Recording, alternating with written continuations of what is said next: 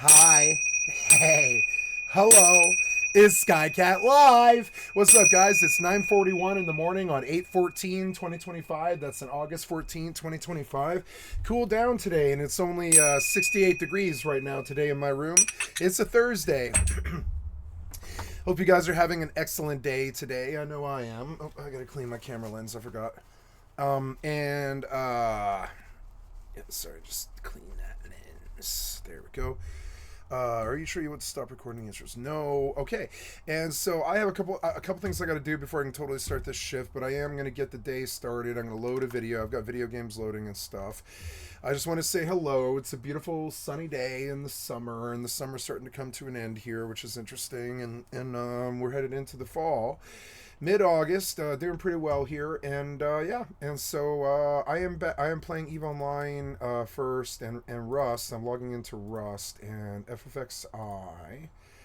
We're gonna go back on the hardcore server. Yesterday the server went down. There's less players today. I will log in to this. Yeah, there we go. And we will drop it off the big face. So thank you for showing up, guys. Here we go. Activate. Okay, get this camera a little bit better.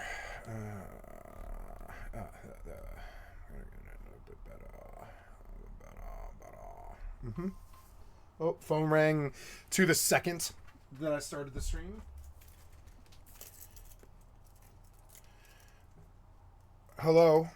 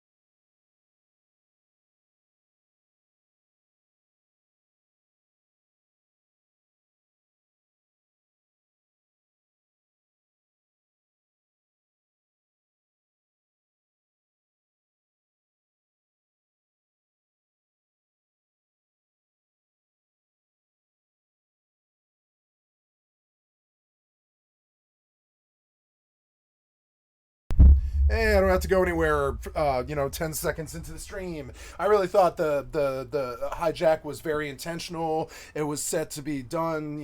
10 seconds into the stream to take me offline. I thought she was trying to kill my career as usual. It wasn't intentional, which is good. So there we go. So cool. Where are we? Oh, we're still parked at the fishing village. It appears that nobody's gonna raid me, which is good. We're gonna turn on the sound now. Oh no, my sound is not on. So give me just a second. Sorry. Getting started. I'm a little bit, still woozy from bed. I'm in my sleeping pills. Sound settings. Are you gonna show up here? No, you're not. Ugh. So I want you to connect to my Bluetooth.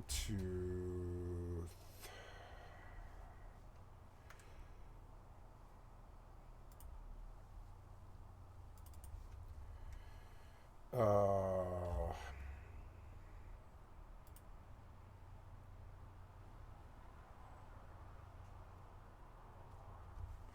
Maybe the Bluetooth gets screwed up after a while. Let me turn it off.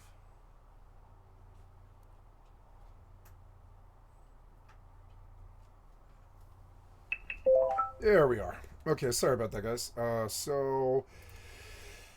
First item of business is I want to leave this ship. I guess I want to go back out, but I want to put a booster in, and that means switching over. Leave this ship. Yeah. Oh, there was something there that I kind of screwed up. Yeah, this cat navy. Get back in it for just a second. I got killed by a bear yesterday, apparently, and I lost my set, which is annoying. I'm not even sure I replaced that set. I don't think I did. It's fucking annoying, but oh well. I had to DC, I guess. So, okay, we have stuff. I put down a T2 yesterday, which is good. You. Oh, I should maybe run my kit, but it might not be late enough. Kit. 4 hours. Okay.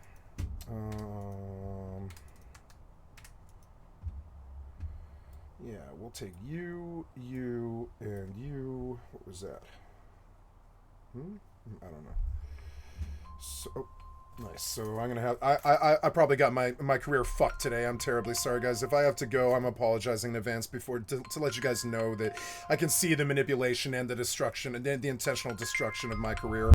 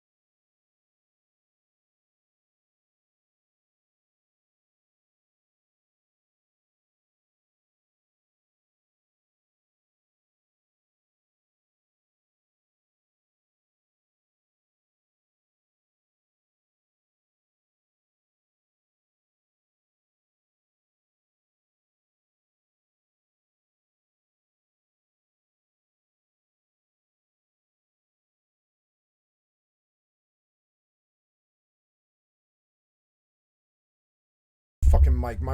My mic was muted. I'm terribly sorry. All the distractions of killing my career for the last 4 years straight. You want to know why the Pops 2?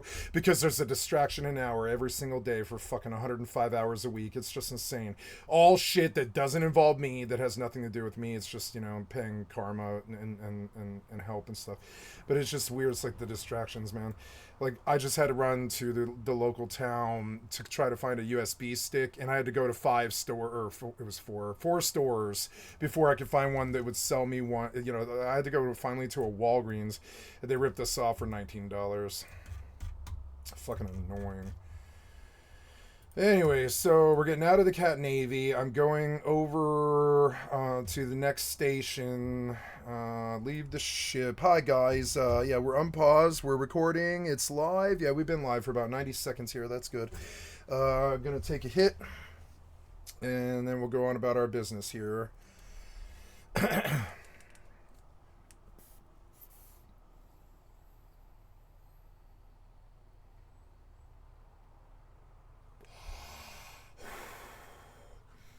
Okay, so undock, get me over. The sound is off again for some fucking reason. Let's go see what that's about. Ugh, fucking so annoying. There we go. Gotta check the mic levels. Do all the startup that I just did all over again. Mic, camera. Check. Mic's good. Check. A little low. There we go. Check. Okay, good. We're in. Hi, guys. Terribly sorry. I don't control anything about my life whatsoever. I just am walked over, all over by humans all of my life. So, hi, guys. I'm at everybody else's beck and call, you know. And as long as that's okay, and as long as it's somebody else's problems and not mine, we're good. You know, as long as it's serving somebody else, you know, we're good. So, let's see. So, like, throw me an impromptu trip to town, you know, waste 45 minutes. Like, come on now. Like, the fucking, the 4 stores I had to go to get the USB stick, that was cute. Getting ripped off by Walgreens was cute. It just, you know, all of it. And what, 90 seconds into the stream, something like that. So, anyways, I'm leaving to dock at the medical station to jump to a different clone, a pharmaceutical clone, so that the boosters, when I do my drugs, they last, you know, 120% longer. So yeah, if you have a drug that lasts 24 hours, if I put the right clone in, I can get 2 days and 5 hours as opposed to 24 hours of booster. And I have to do a Master at Arms Cerebral Accelerator, so we are...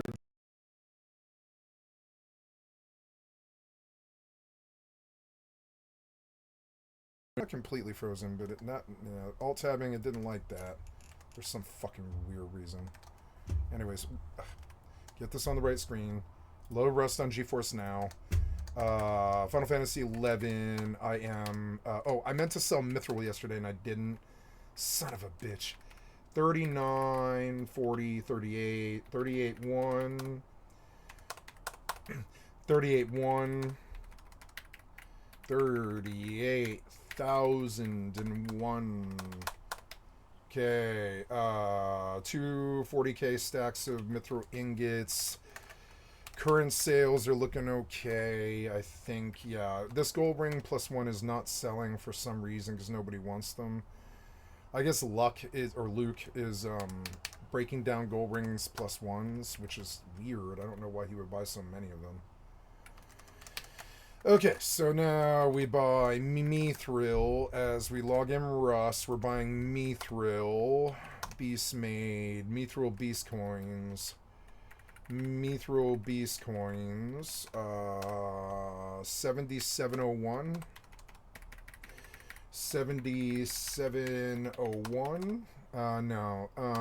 77 is a pretty good fucking price, actually. 77? Yes. 76? Bid? Yes. 75? No. 76? No. 70. Oops. Fuck. Fucking analogs. 77. 77. I'm gonna run the. Oh no, never mind. Yeah, maybe we listen to some some Rust music. No, I don't want to listen to Rust music. Anyways, play, modded, The Rusting Dead, Hardcore Quad Zombies. Yeah, we're right. And then Mithril Beast Coin. 77. 77. 77. 77.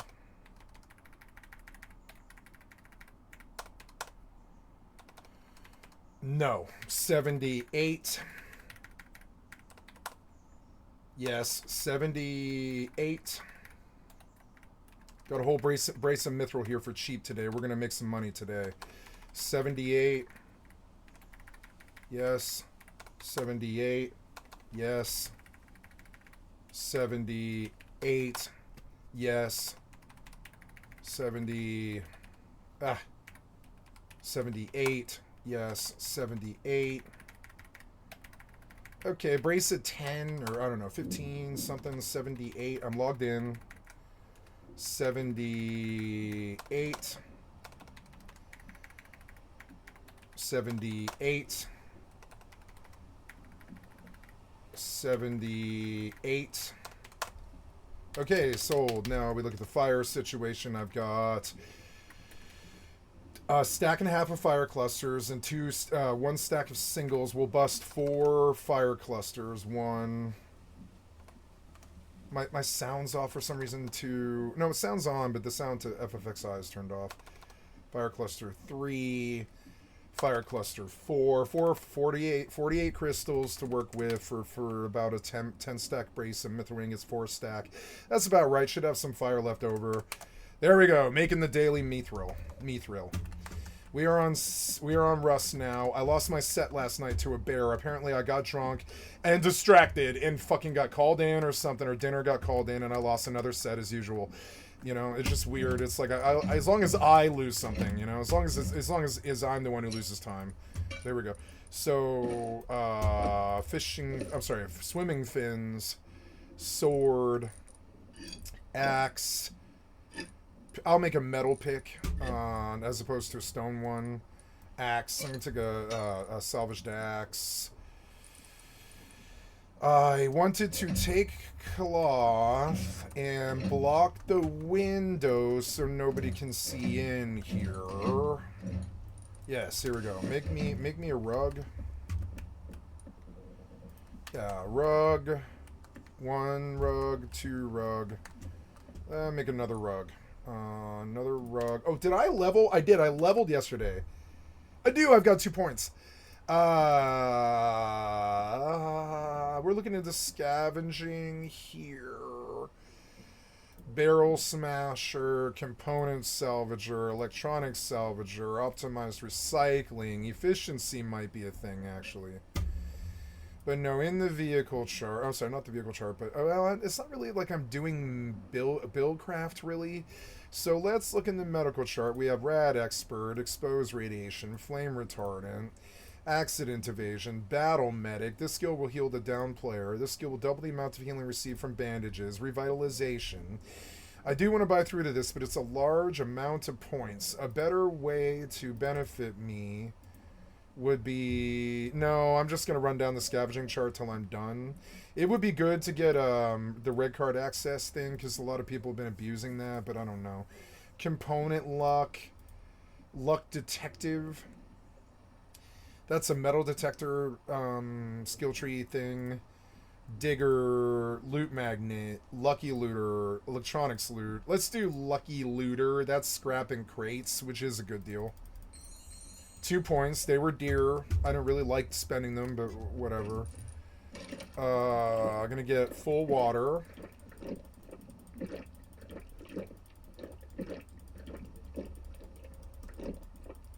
$250 milliliters of water. Yes, the rugs. I've got to block the windows on the tugboat so people can't see in. There we go. Oh, what? Oh, right, but I can't do this because I'm at the fucking fishing village. No, it let me. It let me. I must not have moved the boat yet. So, okay, last rug to go up. There we go. I don't want you looking in here. There we go. You have to find out the hard way what's in here. Fuck you guys.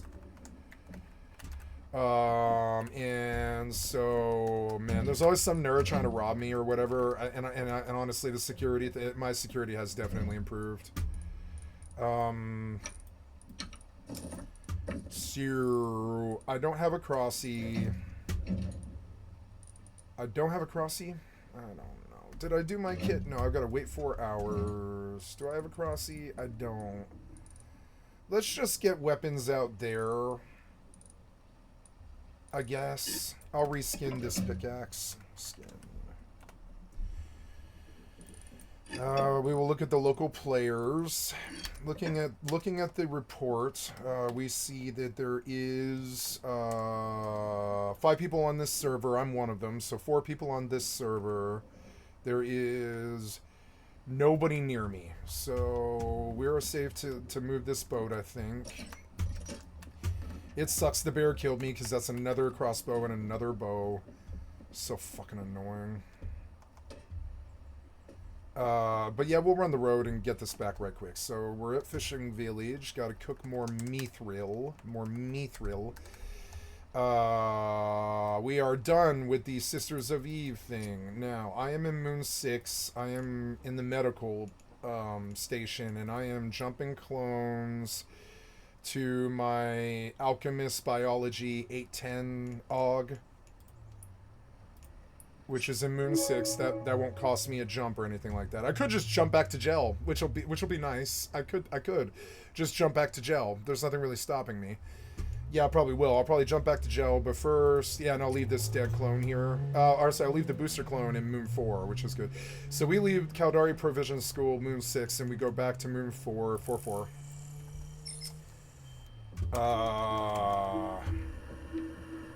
Let's go see what's going on in the world today. Let's listen to the new scope. A major conflict in wormhole space concluded this weekend with the eviction of the Alliance Forsaken Few from their... God, I love EVE Online. It is the greatest social experiment ever wagered. Like, I swear to God, or ever sussed out or whatever it is. It's the greatest sociological experiment of all time. Is EVE Online. It absolutely is. People have written theses about the fucking economy and stuff like this.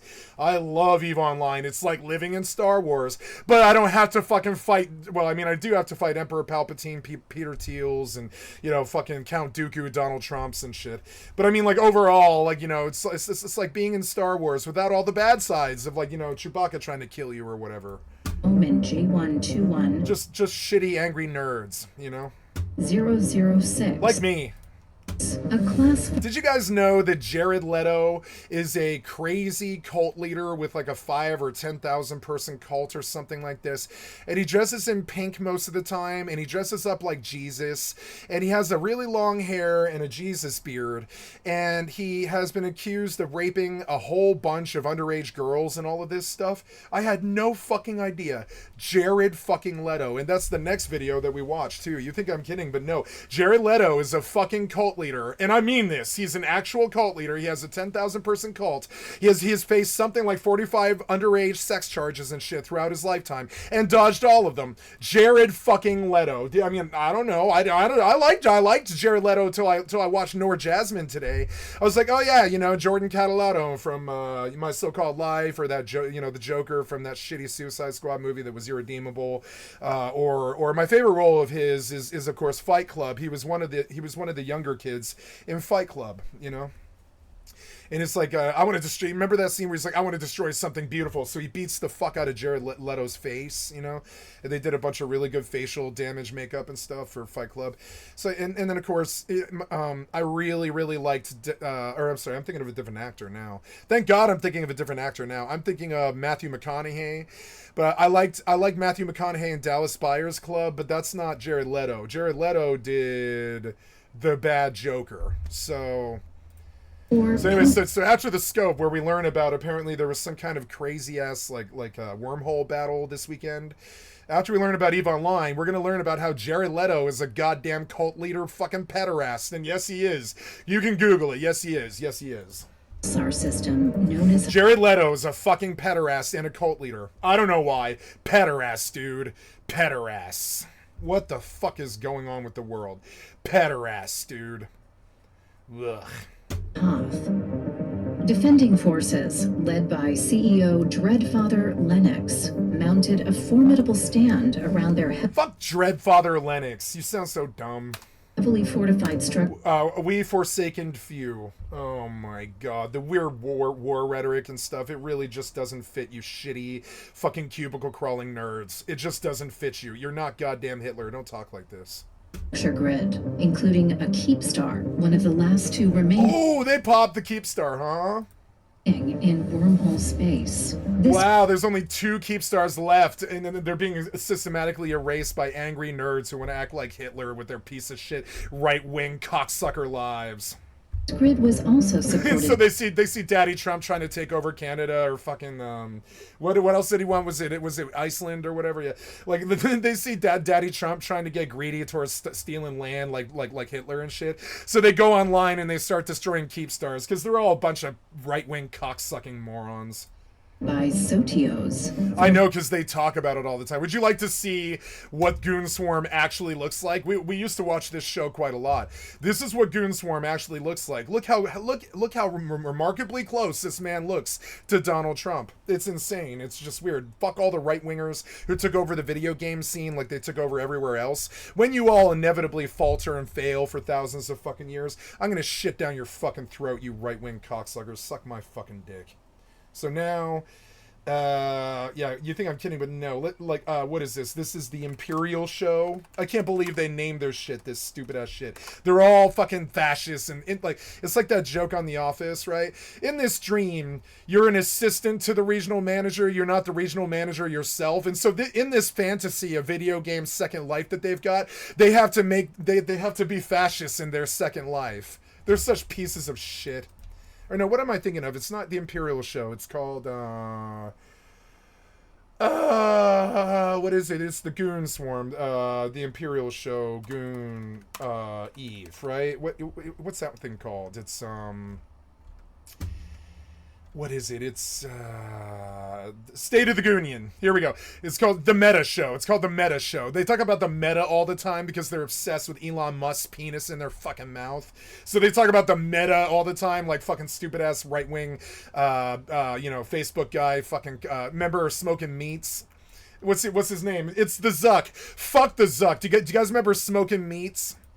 Every time I think of Mark Zuckerberg, I think of Smoking Meats. Remember, all I have to do is type in smoking meat or hot dogs, and you're going to get idiot right-wingers. Idiot right-wingers get bought by meat council people, like meat council tools all the time. Like it happened to Mark Zuckerberg, and it happened to stupid-ass, what's his fucking effort name from, who's that effort from Utah?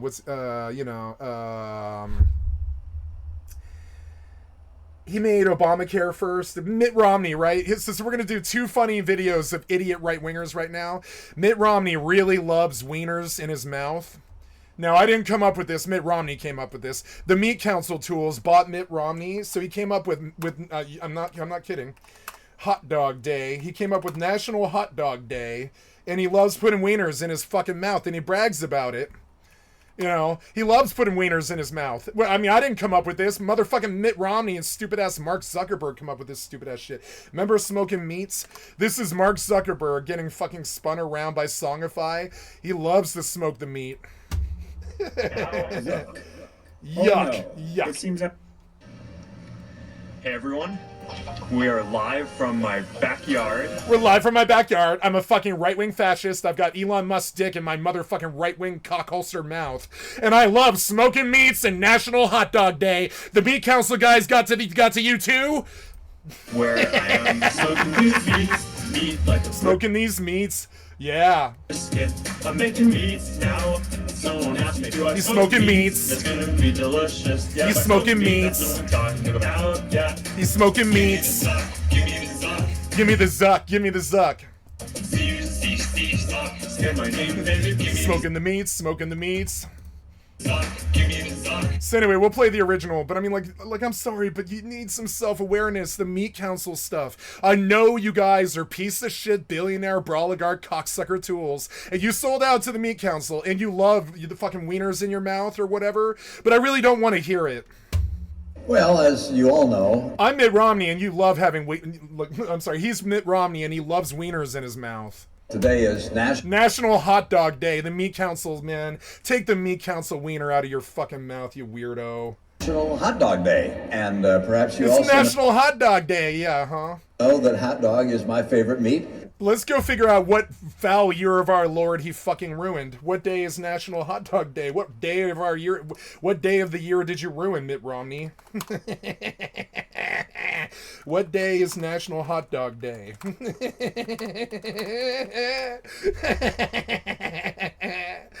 You had to ruin July 3rd. Oh, no, I'm sorry. It's the 3rd. Okay, National Hot Dog Day. You should know this. Come on. You learned this in high school. National Hot Dog Day is always celebrated on the 3rd Wednesday of July. It's always the 3rd Wednesday of July. It doesn't matter what day it is. It's always the 3rd Wednesday of July. Stupid-ass Mitt Romney had to ruin a really nice day in July for some reason. Get the Meat Council fucking dick out of your fucking mouth, you piece of shit right-wing cocksucker tool. I love hot dogs. Yeah, you do. In your mouth. We know you do. Come on, bite the wiener. Come on, put the wiener in your fucking mouth and just shut up. Shut up and put the wiener in your mouth and get to the fucking point, you idiot. I love them in buns. I love them outside of buns. Yeah, you do. You love wieners in your buns, do you? You do. You do. I love them with baked beans. Yeah. You like the beans with the wiener, do you? Do you? Do you like putting the beans in your mouth too? I got some beans for you to fucking gargle. Hot dogs. Piece of shit, cocksucker, right-wing loser. The best meat there is, without question. Yeah, the best meat there is, hot dogs. Yeah, the hot dogs are the best meat there is, just the best meat that there is. All the lips and the anuses of the horses and the pigs. Yeah, hot. According to this right-winger, hot dogs are the best meat that there is. So to all of you who like me are celebrating National... All of you who like me, no. Hot... Nobody likes Milhouse. I'm sorry, nobody likes Mitt Romney. Hot Dog Day. National Hot Dog Day. You just had to ruin July, didn't you? You fucking shithead. Or was it June? I'm sorry, you ruined July. Yeah, no, it's the 3rd. You ruined the 3rd weekend of July, you fucking asshole. Congratulations to you. And congratulations to you. Take the Meat Council wiener out of your fucking mouth, you right-wing tool. The wood chips up, and then smoking meats, grilling meats. Good He really loves to smoke this meat. We know how much you love the meat in your mouth. We know you do. Hey everyone. My name is Zuck. I really like hot dogs in my mouth.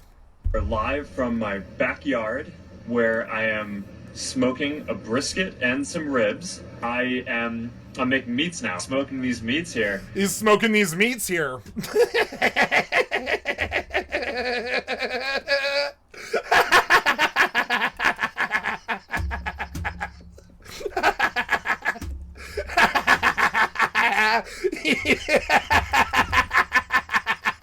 Sorry. God damn. Right wing, low IQ, fucking room temperature Ronaldo, simpleton dumbards. I swear to God, smoke some more meat, you fucking idiots. Meat smoking. Meat smoking. He's meat smoking. Smoking. So it's smoking. Never mind. Anyways, we're getting on we're getting away from Republicans sucking on that meat. We're getting away from it. It's just too easy to kick them when they're down. Cortisar and astro. We'll start over here. I'm sorry. We're gonna get back like a little bit to more serious stuff instead of Mark Zuckerberg and fucking Mitt Romney sucking on fucking meat all day. Fucking idiots. A major conflict in wormhole space concluded. Yeah, so Zuck thought that he needed to compete with Peter Thiel or whatever because they're all social media brawligarg idiot tools. And so yeah, Zuck went right wing this year. I mean, he was always right wing. He sold out to the NSA prison project in 2000. Well, he didn't sell out. They put a gun to his head. But I mean, that's what I would do if the government put a gun to my head. I would let them implant the prison project into my Facebook as well. You know, I would just let them do it. Remember when they grilled him? It was like a fucking, it was like a inquest or whatever. They like grilled Mark Zuckerberg for like 5 hours, the Congress or whatever, but none of them knew how to use Facebook. None of those senators knew how to open a Facebook app, but they were like yelling at the social media guy, and it was so goddamn dumb. Piece of shit, worthless ass Congress. Pro is to con, as progress is to worthless ass, do nothing, filibuster, dead ass, run from your problems, Congress. This weekend with the eviction of the Alliance Forsaken Few from Man, Zuck loves to smoke that Mitt Romney meat. home in J121006, a Class 4 pulsar system known as Ooh, Class 4 war with 2,000 combatants. Hoth. Defending forces. We had a big one like this last year, too. I think we pulled fucking 670 or something like this. Led by CEO With Absolute Order. Fuck Dreadfather Lennox and We Forsaken Few. Why do you guys all sound like weird fucking right-wing incels when you speak? It's so fucking annoying. I know I've got it too, but you guys have it way worse. Why do you talk about, like, we forsaken few?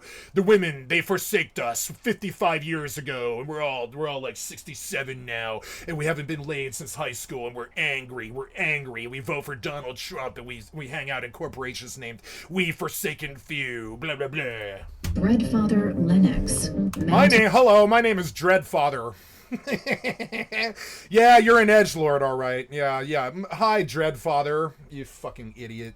A formidable You're not Dread Pirate Roberts or whatever. Stop trying to act like you're some pirate from hundreds of years ago. Yeah, you're a butt pirate, all right.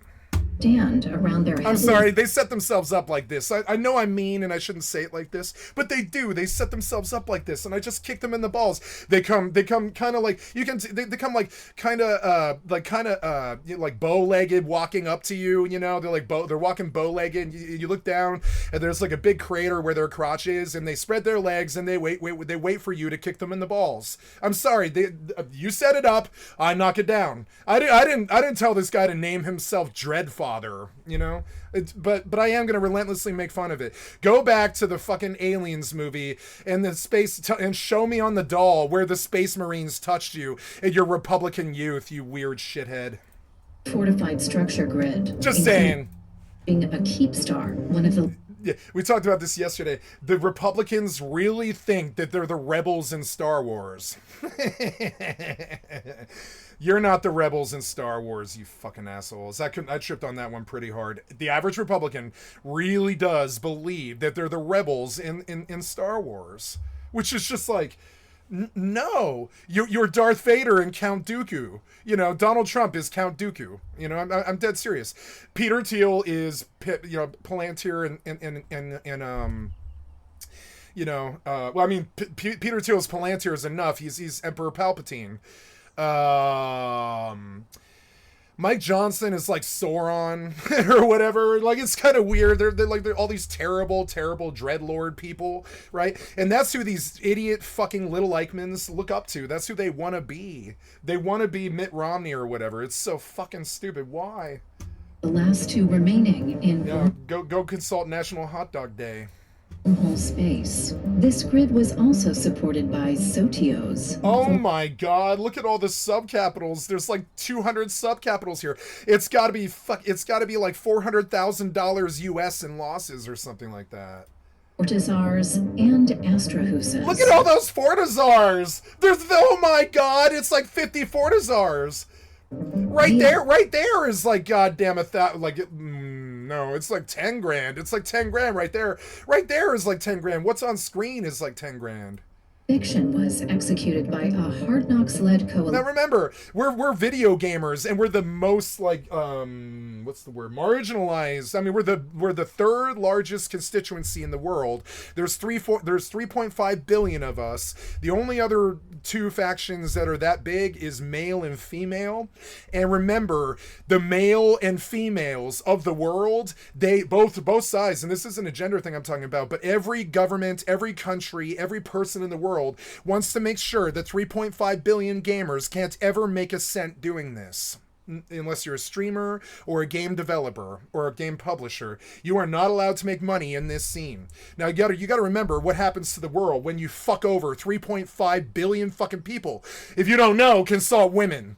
We all know what happens to women, right? Consult 3.5 billion women on this fucking planet, and you'll understand what happened, how bad it is when 3.5 billion people get fucking fucked over. And so, yeah, I'm a male feminist. I see a fellow struggler there. Their shit's lasted for millions of years. My shit has only lasted for about 46 years or something like that. But it'll last millions of years just like them. They're gonna make sure the gamers never ever make a dollar the entire time that gaming exists. I say fuck you. You want to break 3.5 billion fucking people on this planet and make sure that none of us can make money? I'll kill your fucking government. Fuck the Democrats. Fuck the Republicans. Fuck your traitor asses. Fuck your fucking sexism. Fuck your fucking shitty classism and all the problems that you build. Fuck my government. Fuck the Republicans. Fuck the Democrats. Fuck them all. Fuck them in their stupid, worthless, low fidelity asses for forcing serfdom and slavery on 3.5 billion gamers. Fuck them in their stupid, worthless, piece of shit asses. I would burn that fucking Capitol building. Fuck January 6th. I would have burned it to the goddamn ground. They want to force poverty on they want to force sexism on 3.5 billion women. They want to force poverty on 3.5 billion men. Fuck them in their stupid fucking asses. So remember, when I blow did I die? I died. Did something kill me? I died of starvation. No. Oh no, where am I though? Oh, okay, no. Yeah, like your forced poverty, your weird war on kids who play video games and women and stuff like this. You can go fucking suck a dick. Your worthless ass fucking political entities are worthless to me. I wouldn't even pay a lobby to try and change your mind anymore. I would just immediately completely destroy the Democrat and the Republican Party. Consult the 3.5 billion gamers going through fucking poverty right now, and you'll understand. Consult the 3.5 billion women going through sexism right now, and you'll fucking understand why your good old boy piece of shit white fucking power structure can suck a fucking dick and die, you worthless assholes. Fuck you for putting me through 33 years of serfdom. Fuck you guys. And so yeah, oh no, don't shoot me. So yeah, when I look at this battle on EVE Online, I see like $10,000 to $100,000 worth of gamers' assets being burned in some massive battle, and I'm like, oh my god, it's the most money any gamer's ever seen. It's $100,000. I mean, Ninja got 50 million, but he's a streamer like me. You know, Ninja did make 50 million for his Mixer deal, right? And a lot more than that too. So like, you know, he did make it to like 9 figures, right? Like gamers can't make it to 9 figures if you put your face on a screen and entertain millions of kids, right? So the first thing that I did is in my channel is I said, no kids, you're not allowed. I don't want kids here. You know, this is the first thing I said. There's too much violence and subversive chat here for kids. I mean, I know it is. I know it is. So, you know, I talk about abolishing the Democratic and the Republican parties for forcing poverty on 5 generations of gamers. And I mean, it's, you know, and nobody's ever even heard my fucking stance, and I don't care. It is the only real political fucking push anybody's made in the last 75 years beyond Build Back Better and Obamacare. There's like 2 things they've done in 75 years besides assassinate a bunch of luminaries and you know, force poverty and problems and racism on everybody else so they can have their little power game struggle bullshit that they do or whatever.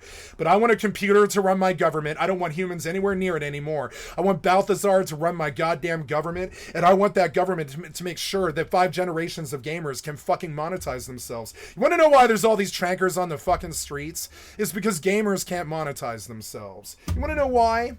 It's because you let people step on the dope. It's fucking stupid, but the things that you let the world do. You talk about law and order all the time, but you don't have any law and order besides making sure everybody who isn't rich and white fucking suffers. So like, you don't have any law and order. Fuck Donald Trump, fuck the Republican Party, fuck the Democrat Party for engaging in 9/11, for engaging in 2008 bank crisis, for engaging in COVID and bungling it, for, you know, for all the stupid shit. It's like takes 2 to tango. So death to both parties. You want to make fucking 3.5 billion gamers fucking get predatorized by FIFA loot boxes, one of the most evil things since the Holocaust or whatever. It's cost billions of kids, you know. And it's just weird. It's like you're allowing the gamers to be predatorized by crazy corpos. Fuck your corporations. Fuck your fucking forced poverty and serfdom on 5 generations of gamers. Fuck your laws. Fuck you making my job illegal or anything like this. So when I see $100,000 worth of ships getting burned in the background on EVE Online, it's on the screen right now. I'm like, oh my god, that's so much fucking money to a gamer. $100,000 might as well be $100 billion. You know, the $100,000 to a gamer is like 100 billion or something like that. None of us have ever reached it. I think I know some gamers who have probably made more than 250 grand in their life. But, I mean, not really, no. I don't think so. I didn't make more than 250 grand my whole life. You know, I don't think so. So it's just sort of weird. This forced poverty that it's old news. The criminals all went online.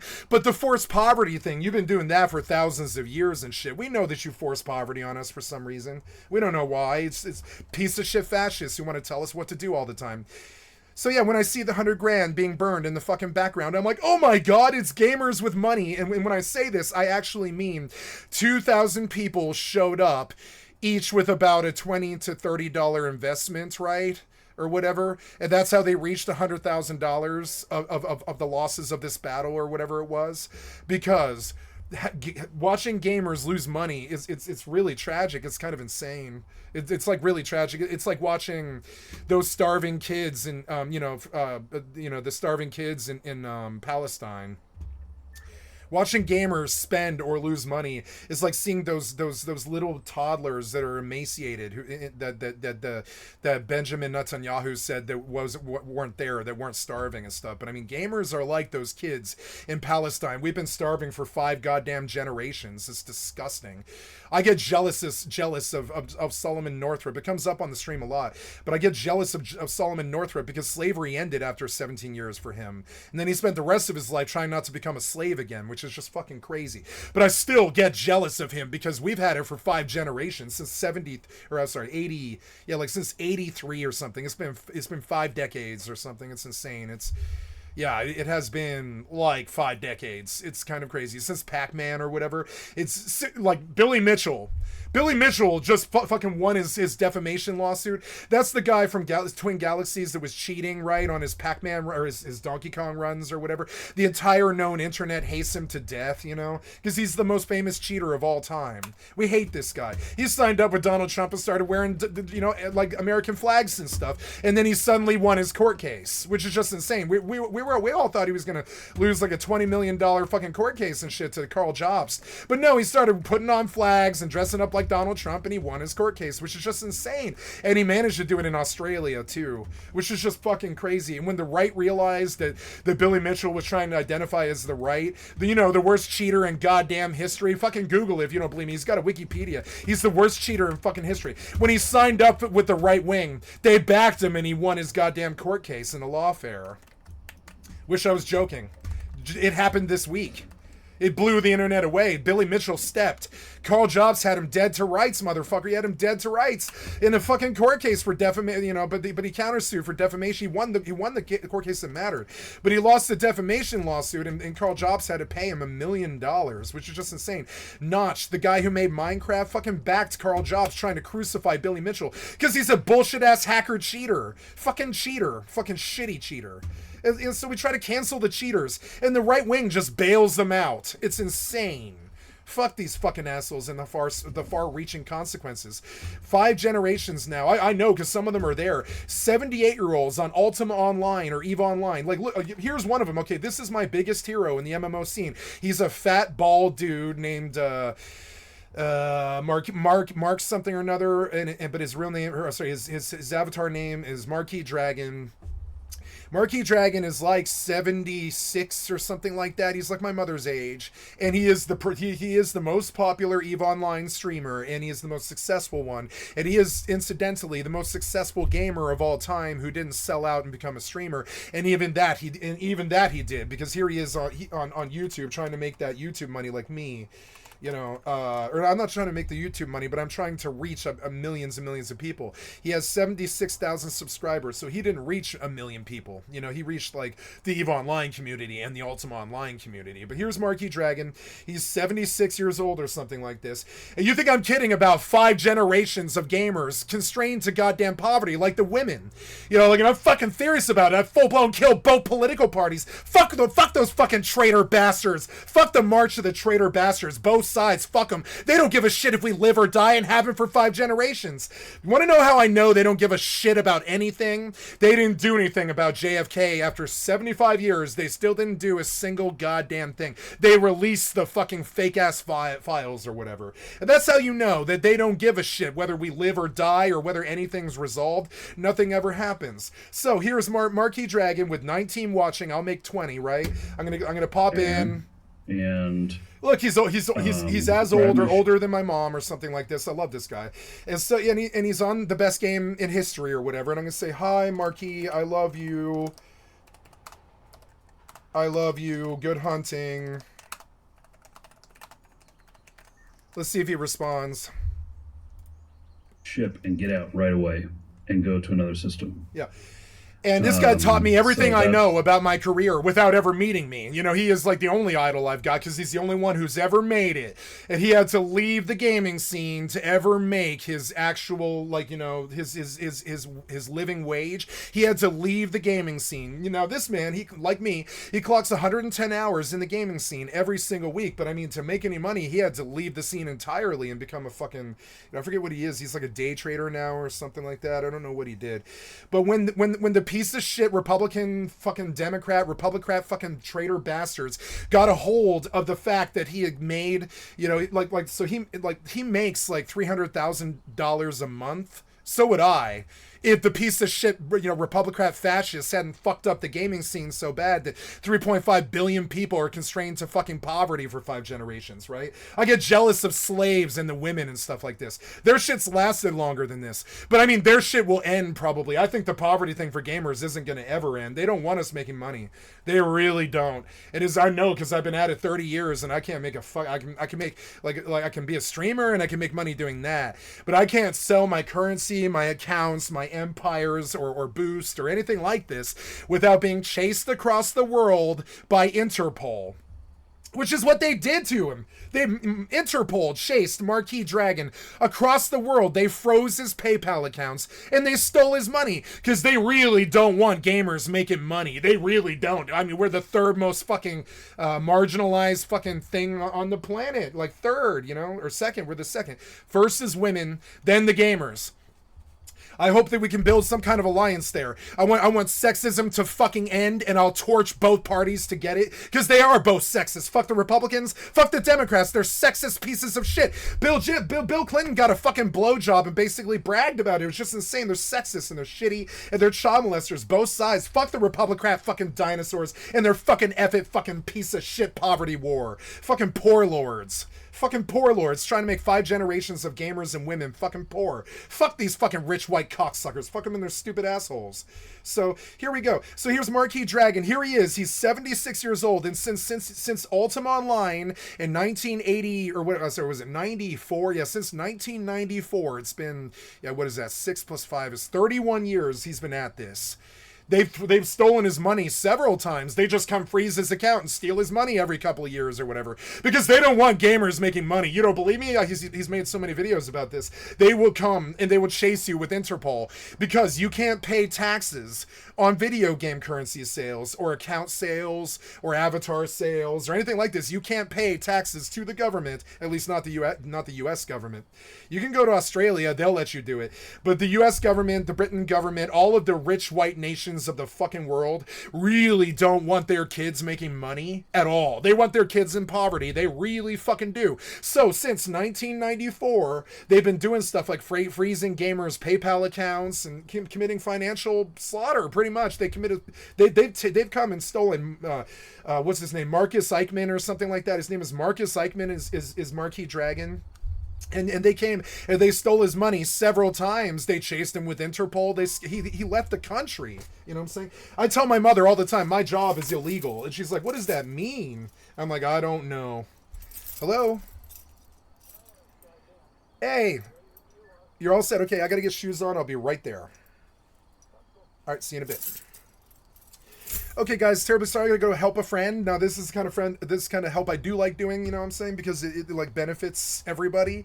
So instead of just my mother. So, anyways, we're gonna pause this, and I love you guys. I will be back here in probably about an hour, and then I will be drinking some beer, playing some Fortnite until 7 p.m. or something like that. At which point I will go water the garden, eat dinner with my family, and then I'll be back for another probably 5 hours until 1 in the morning or some such.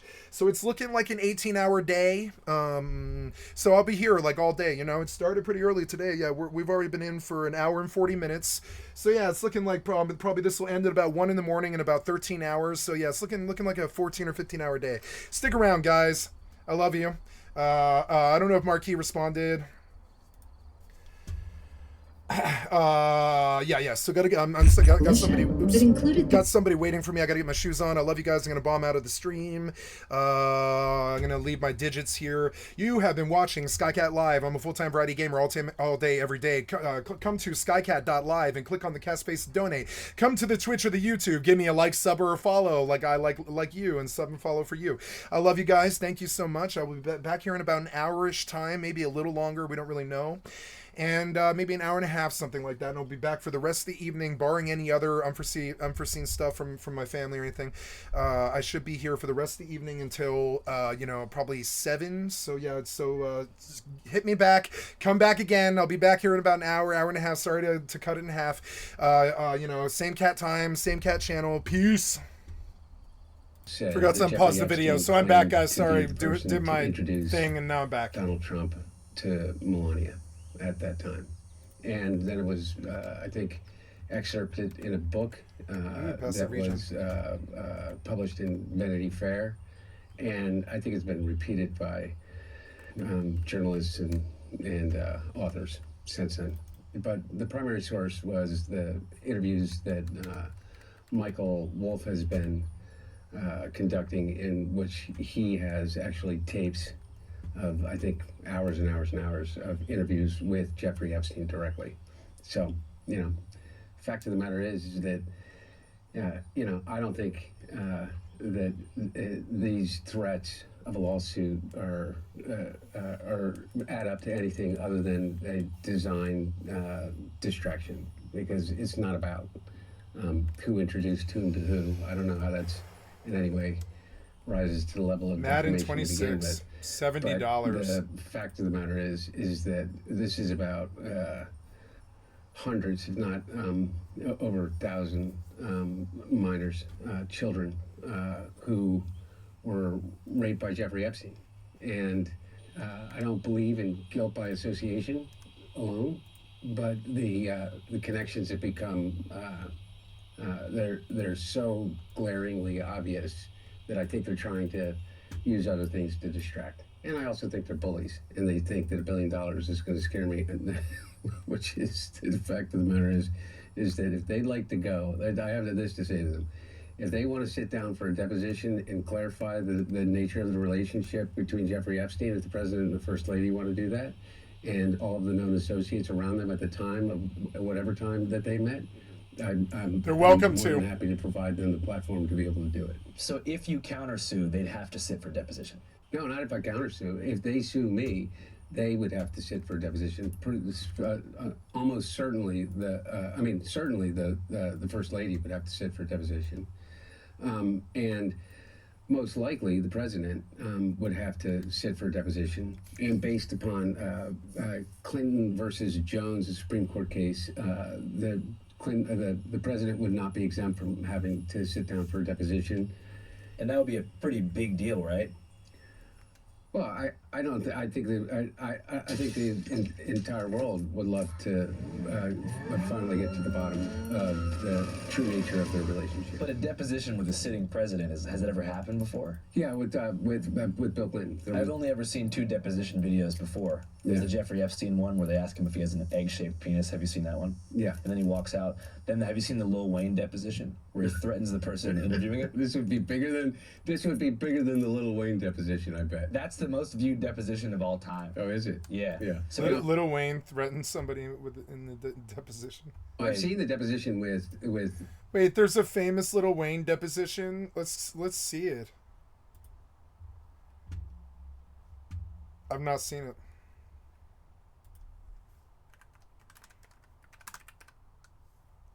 Oh my God, this is a thing. Oh no. Oh no.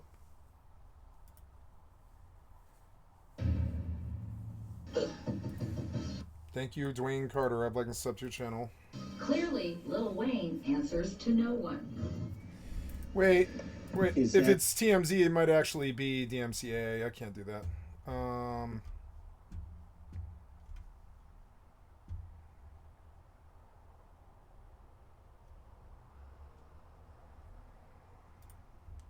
What's your name again? Hey, well, that's not the question. What's his name? Pete Ross. Huh? Pete Ross. Pete Ross.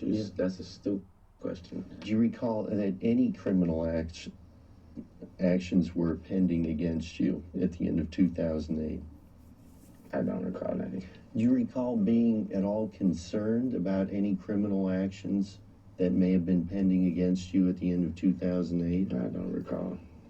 Do you recall that in the summer of 2007 you were arrested in New York City following a performance at the Beacon Theater? I don't recall that. Did you perform at the Virgin Mobile Music Fest? I don't in recall that. I don't 2008 with recall that. Kanye I don't West? recall that. I don't recall that. I don't know. I don't know. It is funny. It is funny. But I know I did perform at this bad bitch birthday party recently. She was crazy, stupid thick. That's what he said in the deposition. Oh my God. What's your name again?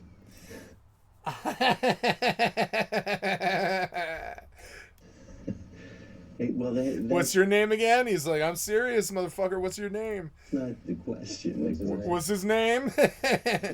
Pete Ross. Pete Ross. Pete Ross. Pete Ross. That's a stupid question. Do you recall that any criminal actions were pending against you at the end of 2008? I don't recall any. Do you recall being at all I don't concerned recall. about any criminal actions that may have been pending against you at the end of 2008? I don't recall. I don't recall. Do you recall that in the summer of 2007 you were arrested in New York City following a performance at the Beacon Theater? I don't recall that. I don't recall that. Did you perform at the Virgin Mobile Music Fest in 2008 with Kanye West? I don't know. But I know I did perform at This bitch badass birthday bitch party recently. She was crazy, stupid thick.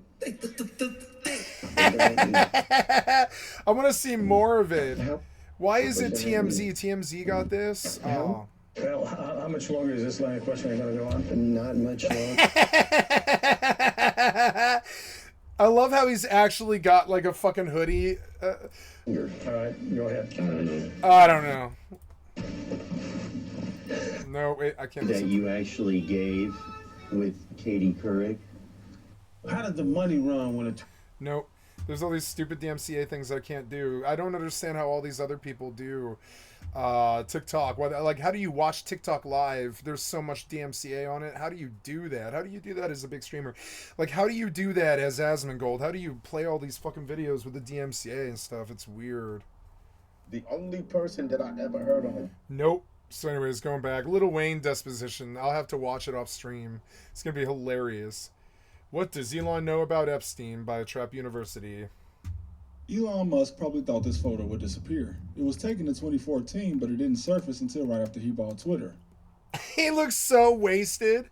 His one eye is totally going off towards the fucking other side. He's so wasted on ketamine or whatever it is. Look, he's totally in a K-hole. And he claims Ghislaine photobombed him. Oh my God, you're also wasted. You're wasted and you're sitting next to Ghislaine. Why are you standing next to Ghislaine? Oh my God, I didn't even know who she was at first. I was like, what? many things, it doesn't seem like Elon knows what the word photobomb means. What this looks like is Elon said, "Hey, let's take a picture." And then they posed together, but I wasn't there. However, a staff member at this Vanity Fair event in 2014 who stood next to them said Ghislaine was asking Elon how she could delete information about herself on the internet. Ghislaine is such a stupid stupid name. Although it's not clear what the context of that last statement was meant to be. Ghislaine. Multiple sources also state that Elon's brother, Kimball,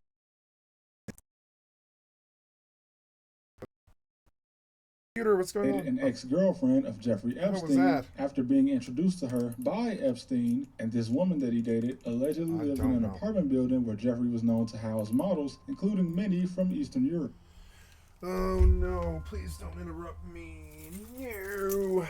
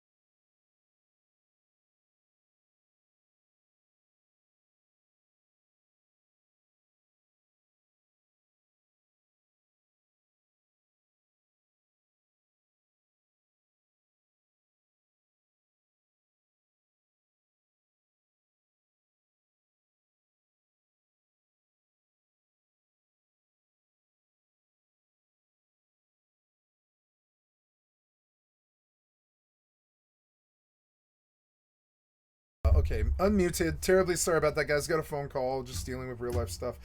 So, now, we got sidetracked on Elon and Epstein. So, let's go back to the Hunter Biden interview. With Jeffrey Epstein. Apparently, I don't know if you guys caught that. I didn't make a big deal of it because it was kind of shocking to me, but Melania sued Hunter Biden for implying that she was introduced to Donald Trump through Ghislaine Maxwell. And this is true. It's been confirmed by the biographer. I think it's in the court evidence. It's definitely on the flight manifest that she met and fucked him on the plane. Or what? I don't know about fucked him or whatever. But no, there is a quote from Epstein saying that the first time they ever fucked it was on his plane. That's something that was confirmed in a direct, quotable interview with the biographer. Was that Donald met Melania on his plane. And that's something that has been out in the public for like 10 years. So Melania is suing Hunter S. Biden for drawing the attention to it. But I mean, it is true. And it's confirmed. It's like confirmed. It's been confirmed in court evidence, I think. And so I don't know if you caught it. Like I'm rehashing what we just listened to. But I mean, it's kind of nuts. It was so nuts what they were saying that I was just like letting it sink in.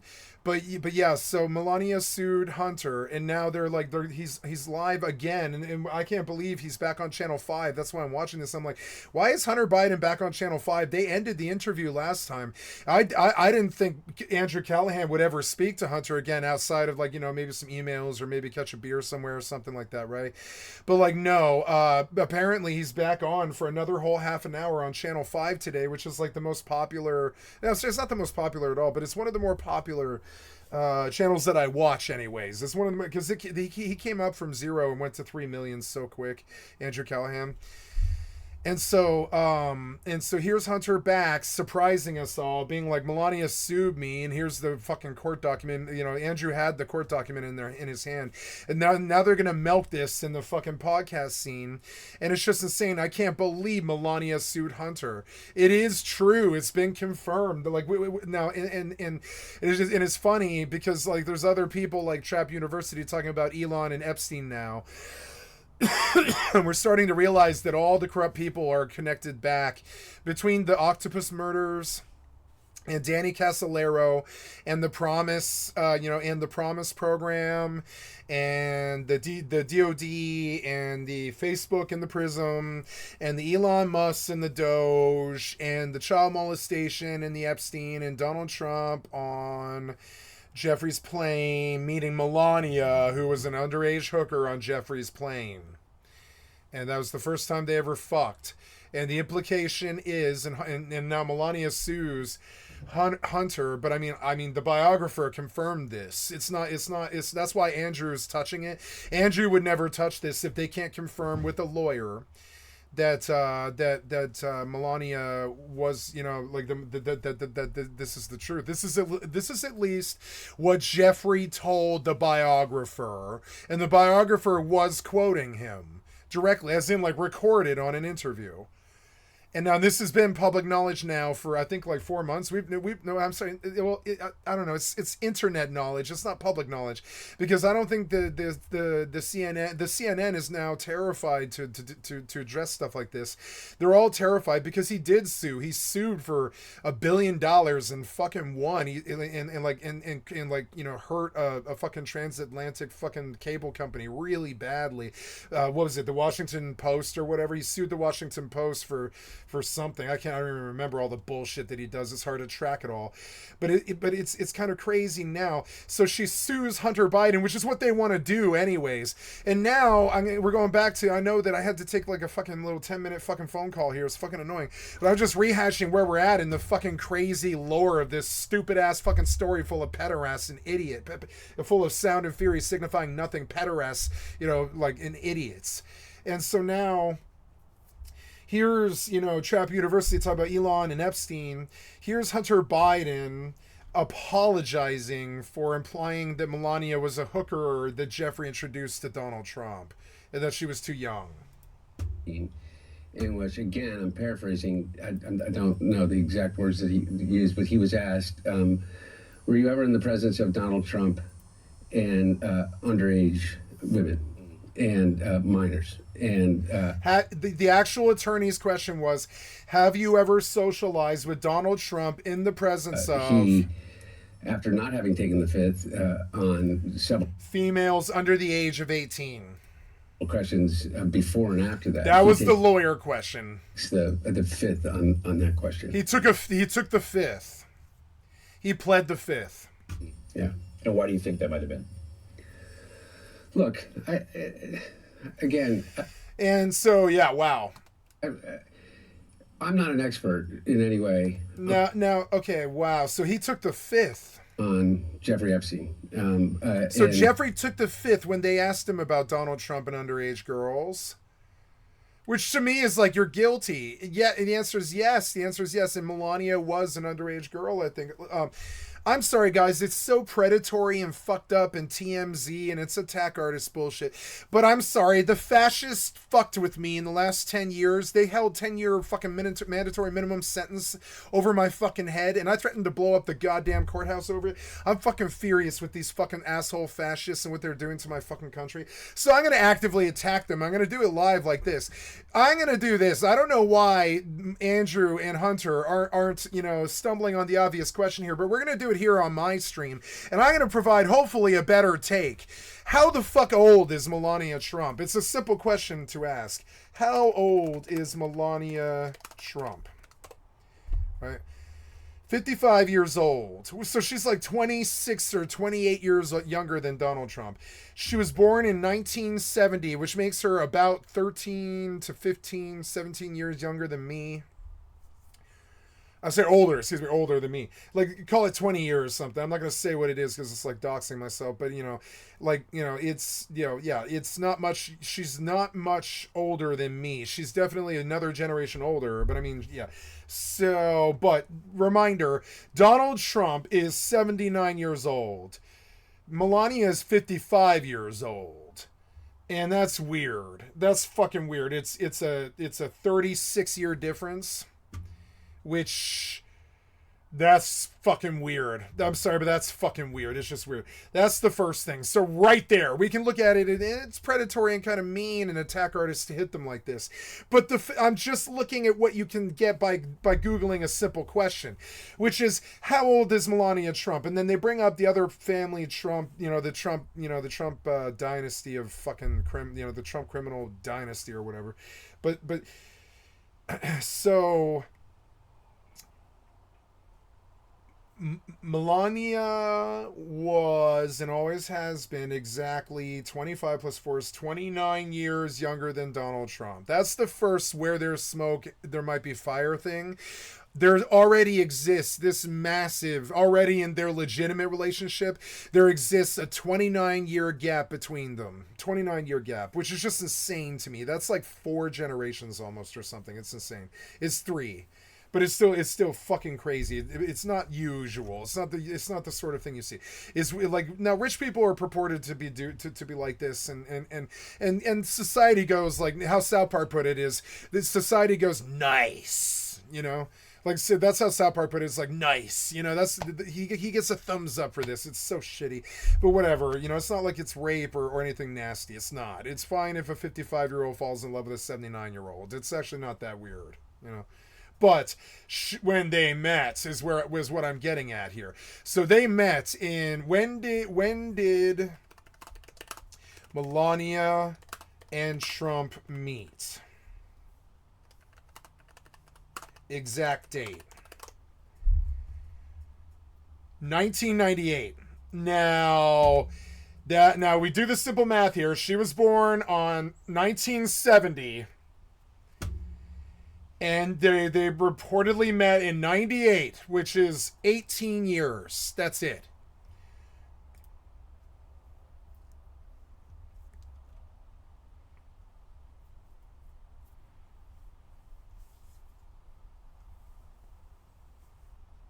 It was a New York Fashion Week party. I don't like it. How old was Donald Trump in 1998? How old was Donald Trump in 1998? 52. He was trying to bang an 18-year-old girl when he was 52. Now, I'd probably try to do that too, I guess. I don't know. It's creepy. But if they're legal, but no, I would prefer if they were like 26, something like that's weird.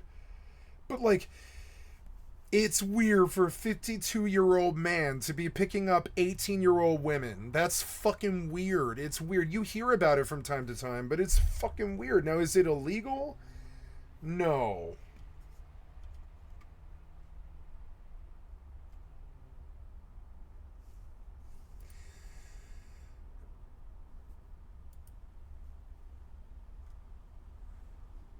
So, I don't know. I don't like that she was 18. But, I mean, the math works out. That was the first question that I had. Does the math work out? Was she legal when she first met him? And yes, it does. Right to the fucking month. The math works out. She was 18. She was born April 26, 1970. She met him in, they met in September of 98, which would have made her exactly, not exactly, but April, September. She was 18. She had just turned 18. Freshly 18. So then that's a dead end, and that's why the media's not dumb. The media's checked this and they fact checked it, and they understand. They're not stupid. They didn't miss this. It's that it's just not there. There's smoke, but there's no fire here, which is so annoying. Melania was not an underage hooker well, she might have been, but she was legal when they met. And that's what I care about, because I care about what he's culpable for. But she was legal when they met. I even tracked the math myself. At least with the story that they're telling us. If you believe the story that they're telling us, which I don't. Honestly, frankly, I really don't. But I mean, she was legal when he met her. That was what I had assumed because of Hunter Biden, and that's why she's suing him. You know, and she might win too. But she'll have to prove who was there, who their friends were. That's what he's currently saying in this interview. The case and what's transpired. But I do know this. I know that Ghislaine Maxwell was convicted of child sex trafficking, but sex trafficking of minors in particular. And Ghislaine Maxwell now, who's convicted of as being one of the and by the way, and participated in those rapes, not just procuring women and girls. We have to. I will cook something to eat for lunch. I will be right back. Oh, if my foot's broken or whatever. What did I do to my foot? I kicked something by mistake, I think. Damn it. Let's have these kebabs. They look good.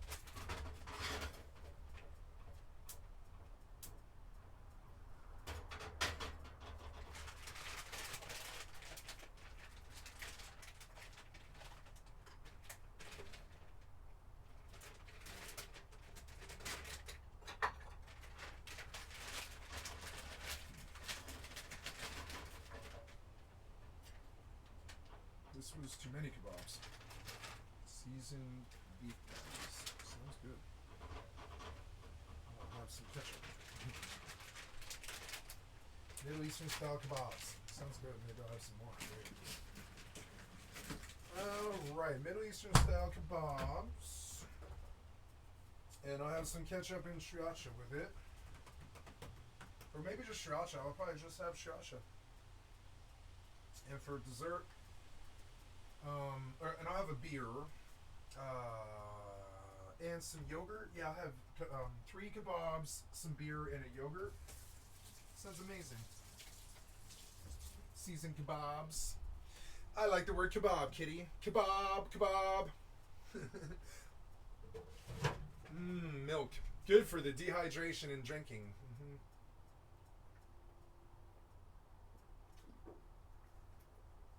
I'm drinking from the bottle, and there's no women yelling at me. Yay!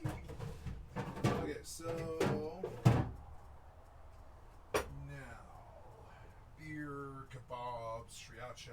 I'm gonna lid the kebabs. Lid.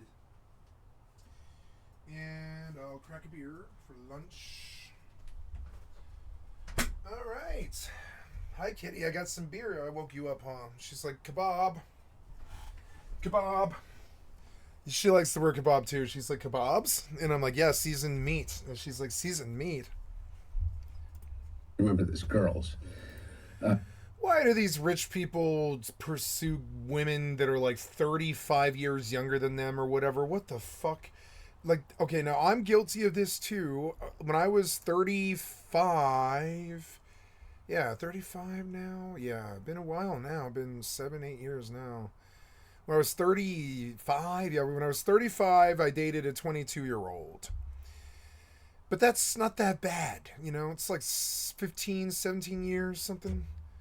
Yeah, and it was weird. She didn't want me to meet her dad, you know? But I was like, okay, you know, we did date for a year.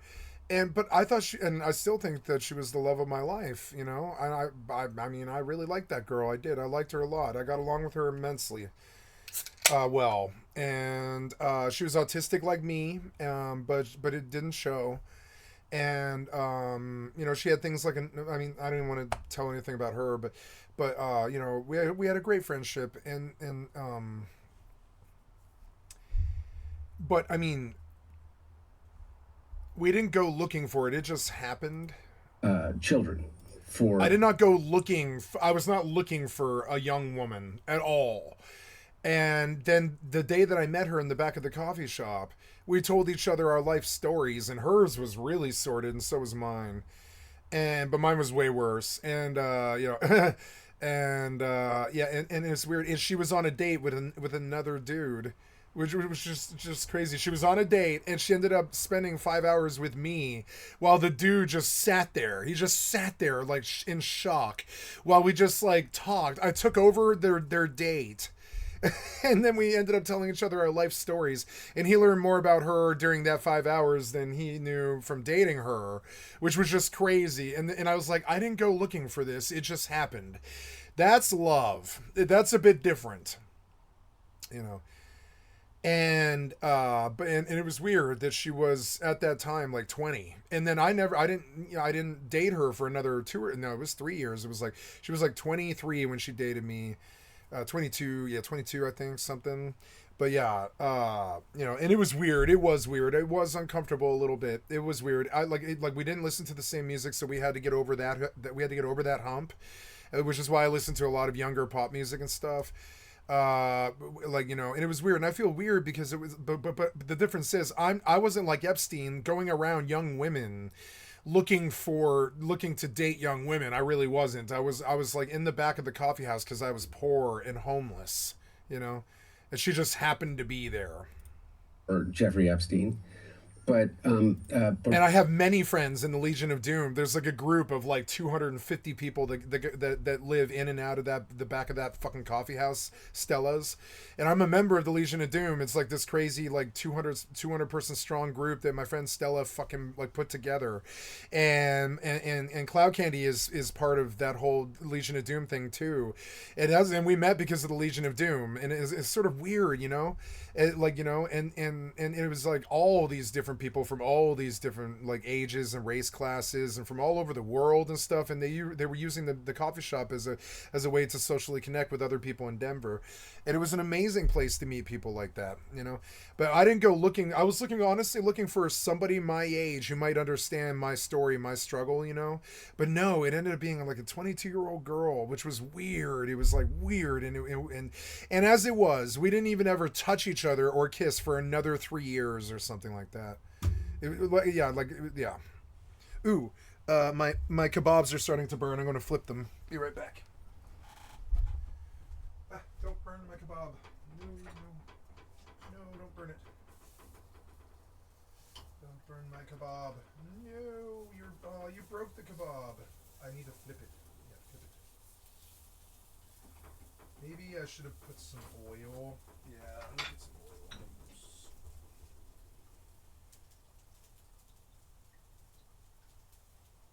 Put some oil on that.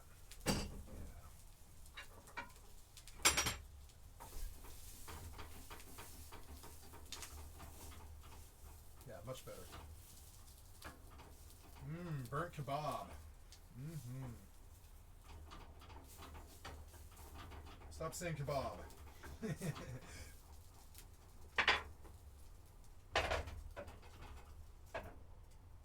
Yeah. Oh, I don't know. Fuck it, let it burn. I don't mind crisp. There we go. Participating in that sexual abuse. And she is serving, I think, 20 to 25 years, and was serving in a maximum security prison.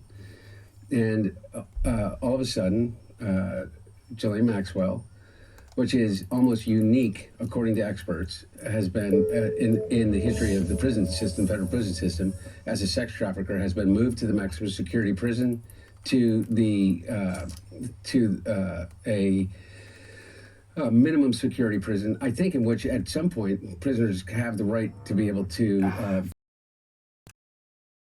and to be able to leave prison on during the day and check back in, kind of the way that Jeffrey Epstein served when he served his year and a half or whatever it was. He didn't spend the day in jail.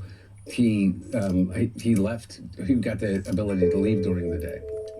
And I also know that people like Kash Patel, Pam Bondi, Dan Bongino have made careers off of. I think this client is memory leaked, so I'm going to restart it. The Epstein case, in which they I'm going to go flip my kebabs. Accused everyone under the sun other than Donald Trump and of being guilty of the same things Jeffrey Epstein was, because of their association or the fact that they flew on a plane with him, so forth and so on. And one of the things that was their main focus in 2024 was that they were going to get into these governmental departments that had control over these quote unquote files and lists and all of the things, and they were going to release them. And all of a sudden, now they're not. And so again, what it comes back to is this: are we going to normalize this type of behavior, in which we're just supposed to all look the other way? And that type of behavior, what I'm talking about, is the rape of children. It's already normalized. Are we going to normalize it to the degree that say, oh, well, Donald Trump was just interested in models, whatever that means, or that it was a crazy time during the late 90s, early 2000s, or whatever? I don't know. But that's ultimately the question that the American people are going to have to answer. And I guess MAGA is going to have to come to terms with whether or not they're going to allow Donald Trump to completely liquefy reality and say there's nothing to see here, move on. And by the way, there is not a chance in hell that there is a actual legitimate cause of action as it relates to defamation for what I said and attributed it to Michael Wolff. But if they want to go through the process, they know that it's going to cost an enormous amount of money to do it. And so, that's the only thing that I got to figure out. We got to we got to figure out how we're going to pay for it. Yeah. But how much do you think it would cost? I don't know. Most likely in the in the high hundreds of thousands of dollars, if not millions of dollars, to be able to do in legal fees. Because think about it. If you're going to try to get the president of the United States for a deposition, and all of their known associates during the time that he met Melania Trump, you're talking about a long and arduous process to be able to do that, because they're very good. They are experts at drawing this out, and this is what he always does. He sues everybody, and he sues them into oblivion, and he makes it so costly. But look, here's what I'm saying to the American people: is if you want to know the origin and the nature of the relationship between Donald Trump, Melania Trump, and which I have no personal knowledge of. I can only go by what has been reported. But if you want to know that nature, Then let's all go figure it out together. Of the connection to them. I'll be the point of the tip of the spear for you. Great. Well, yeah, I just wanted to, if you could just kind of start by telling us your name and what your connection is to Jeffrey Epstein, that'd be great. I'm Michael Wolf, and I have done a series of interviews over a number of years with Jeffrey Epstein. And when did you first come into contact with him? Well, I had known him on a couple of instances. I was a writer for New York Magazine, with the lead writer, and Jeffrey Epstein was among a group of wealthy men who tried to buy New York Magazine in 2004. So I got to know Epstein then. But not long after that, his legal problems began, and he went to jail. And I didn't really get back in touch with him until about 2014, when he asked me to write about him, and we began to have a discussion about that, and then I began, in fact, to write about Donald Trump, and Epstein became a source, a valuable source on Trump in the late 80s and 1990s, when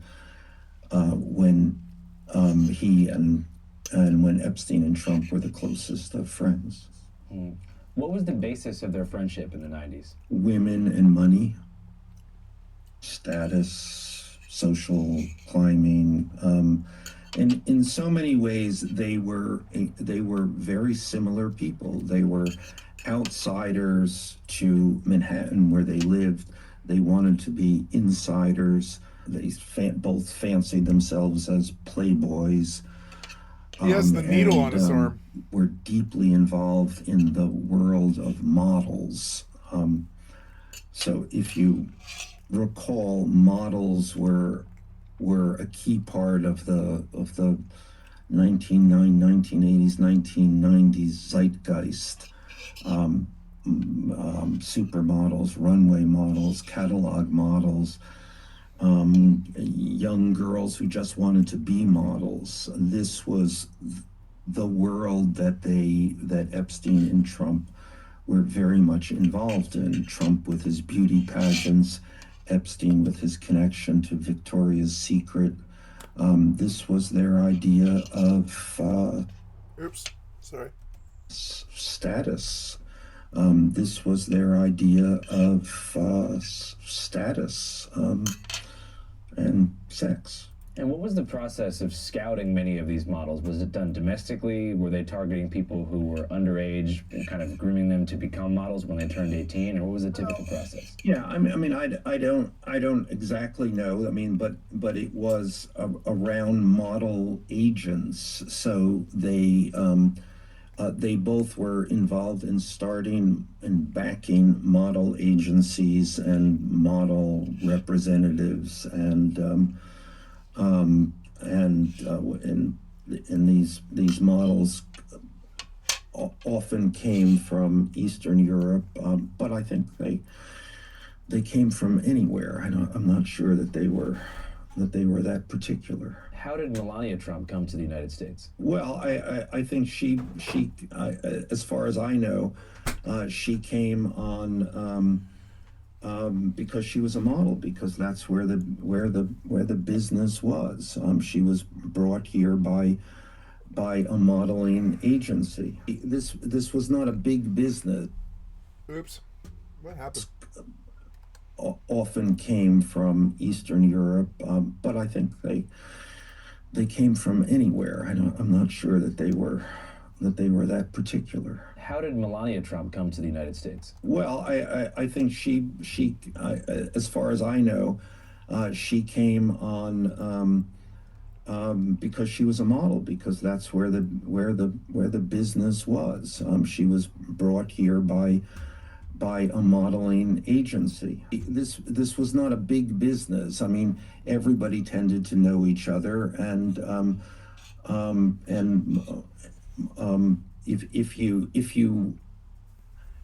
if you had any hope of having a significant career as a model, you needed to know all of these people. So you made the claim that Melania was introduced to Donald Trump by Epstein. Well, I said that she was introduced through that circle, is what I exactly said. And they all would have known each other, and obviously Epstein knew Trump. They all knew the same model representatives. They were all frequently working together in these various guises of these modeling agencies. Epstein didn't make the direct introduction.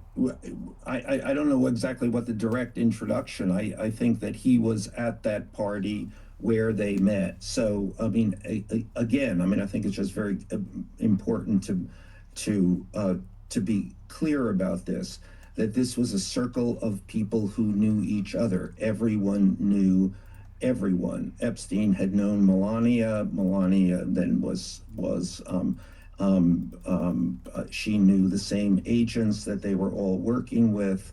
So that this was, again, I think circle is the right word. This was a social circle. What specifically did Epstein tell you? He told me volumes, so we would have to spend an enormous amount of time to do that download. But I guess in those conversations, are there any stories or anecdotes that stick out as particularly resonant when you're discussing the relationship between the two? Again and again and again, everything sticks out because it's obviously Donald Trump who's the president of the United States, and it involves Jeffrey Epstein, one of the notable monsters of our time. And as far as Epstein's role, do you think that he was some sort of blackmail agent, or do you think that he was more just an elite person with, was intent on victimizing young women? Well, I don't know anything about blackmail. If that occurred, nothing I ever saw with Epstein indicated that would have gone on. And where can somebody learn more about all this stuff if you want to hear more from you and to dive a little bit deeper? Well, funny you should ask. Behind me, I've just launched a new podcast.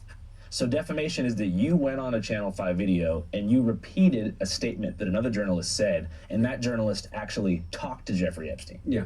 So really, Jeffrey Epstein is liable. Yeah, and conveniently, Jeffrey Epstein is not available for comment. Yeah. Yeah. This was not just sent to you; it was also sent to the Daily Beast and James Carville. Their own, and I assume a few others that we haven't heard about. But yes, and it was so. My understanding is that it was sent to the Daily Beast. Daily Beast took down the article that reported on the podcast, the Daily Beast podcast that Michael Wolff had done. Yeah. But the Daily Beast did not take down the podcast. And so the podcast is still available, whoever wants to go out and listen to it. The New York Times article from Annie Carney and Maggie Haberman from July of 2019 is still available online. You can look at it.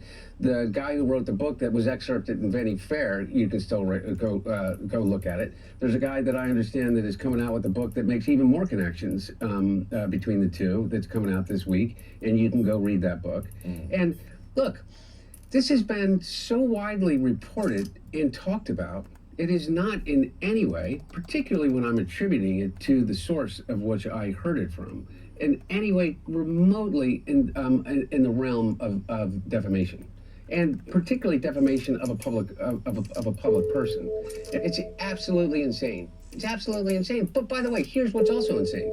You got man-child Don Trump Jr., who was waving the flag for whoever doesn't release the Epstein list is obviously guilty, and the Biden administration, blah blah blah blah blah. Where are you now, Don? Little Donnie, where are you now? Where is your contempt for what is happening right now? And it's just like, but look, it's like everything they do is either projection or confession. Everything. Yeah. So what message at the end of the day do you think all this stuff sends? Well, I don't know where this is going, because I don't know if he gets over this. When I say he gets over this, I don't know if the president is able to do exactly what I just said and like sweep all of this under the rug and distract people enough that these people that truly care about children are just going to say, okay, I guess so. And people like me are going to say, okay, I'll just stop talking about it because I'm afraid of you. But I do know this, okay? And this is what I talked to you about last time. Is with my when my brother was Attorney General, and he did the Dr. Bradley case. Yeah. Okay. There is an epidemic, if not a pandemic, in this country, and globally. Okay, in the way in which adults, particularly adults that are family members and figures of authority, treat children, not just girls, but in the majority of instances, girls, and I mean girls, from 3 years old to 18 and beyond. And what this could do, in my opinion, is make it that much harder for any little girl that is being sexually abused or raped by her stepfather or her father or her brother or her pastor in whatever mega church that they go to, or whether it's the school teacher or whether it's the leader of the Boy Scout troop or the Girl Scout troop, okay? It's gonna make it that much harder for them to come forward and say, what about me? When the President of the United States and his administration has just taken the most prolific sex offender as it relates to the rape and molestation of children and said, nothing to see here. Nothing to see here. That's what it does. And it's like all of this stuff of what they do is that they have basically allowed evil out from under the rock that it always hides. And you see it, not just as it relates to child rape, and not because pedophilia, like this is like such this loaded word that's been used and overused, and people call people pedophiles. Like, child rape. Out and out, straightforward racism. The way in which we talk about the LGBTQ community. Are we okay with that as a country? Nope. That's a question that we need to ask ourselves. We've always been better than that. Ask itself right always now. Better than that. Regardless of what you think about Trump. Or gay people. Don't you think that we deserve the truth? Yep. Don't you think that the people that have perpetrated these crimes should be held accountable at the highest level? Hell yeah, man. Well, right. But that, Andrew, I'm saying right. Oh, yeah. And then I turn around and I listen to these guys, and you go on Fox News, and you know what they're going to do? Here's what they're going to do. They're going to attack me. They're going to say, he's a pedophile. His dad's a pedophile. His dad's like sniffing kids' heads. And haven't you seen those pictures? And you know what the pictures are? Is of one of the pictures is of my dad holding my nephew at my brother's funeral and kissing his head. That's all they need.